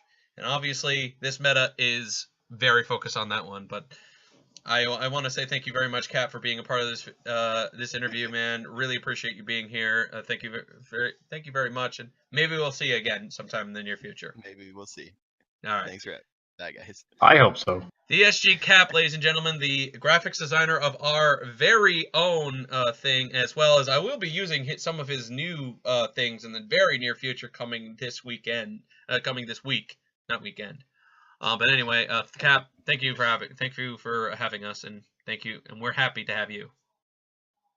Have a good night, guys. Words. All right, man. So, folks, that just about covers the game here. I guess we should probably go ahead and do the outro. My name is Army Overlord. I was your camera guy and your play-by-play. I am the president, and I was your color caster for the night, aka Sonic. In case you don't know Yeah, we the thank new you. name. Well, Mr. President, since I had to do the intro, what do you have to say about doing the outro, my friend? My president, I mean. Yeah. All right. Well, how about we'll do it this way? Thank you, everybody, for watching. Thank you so much for subscribing to this channel. Like, my goodness, it is going to be awesome to get that nice viewer count. We finally got 100 followers, and it's all thanks to you guys watching and every single one of you trying to One second. participate. Wait. Someone has an announcement, wants to join. Actually, she has an announcement for something. I don't know. Okay, well then send them on in. Since we are about to close this out, why not? LA or L, however you say your name, join us real quick. Yeah, go ahead, L. Since you said you have something, go ahead and join us. I didn't know Elle had something she wanted to say. Neither do I. Neither did I. Yeah, join. Hurry. Oh, sorry, I don't want to like interrupt. But okay, so in the Discord now there is what? Oh, so in the Discord now there's a text. Okay, in the Discord now there's a text channel called DSGL Articles, and there's going to be a short like overview of each game. So if you want to just give feedback or add like an emote, that would be great to show some support. That's all I wanted to say. okay, well, yes.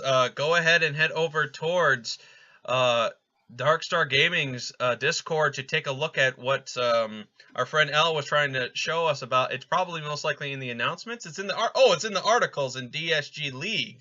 Thank you. Yeah. Yes. The if you want to check that out just to see a little bit more of our intake on opinions, that'd be really much appreciated. Don't forget about what Natsu was saying as well with his soon-to-be prizes that'll happen once we reach 150 followers. So in any case, guys, bottom line here, thank you very much for watching. Thank you very much for giving us everything, and we will be growing ever so much faster. It's already us getting exactly what we're looking for, and we're only going to get better from here, folks. See you guys later. Oops.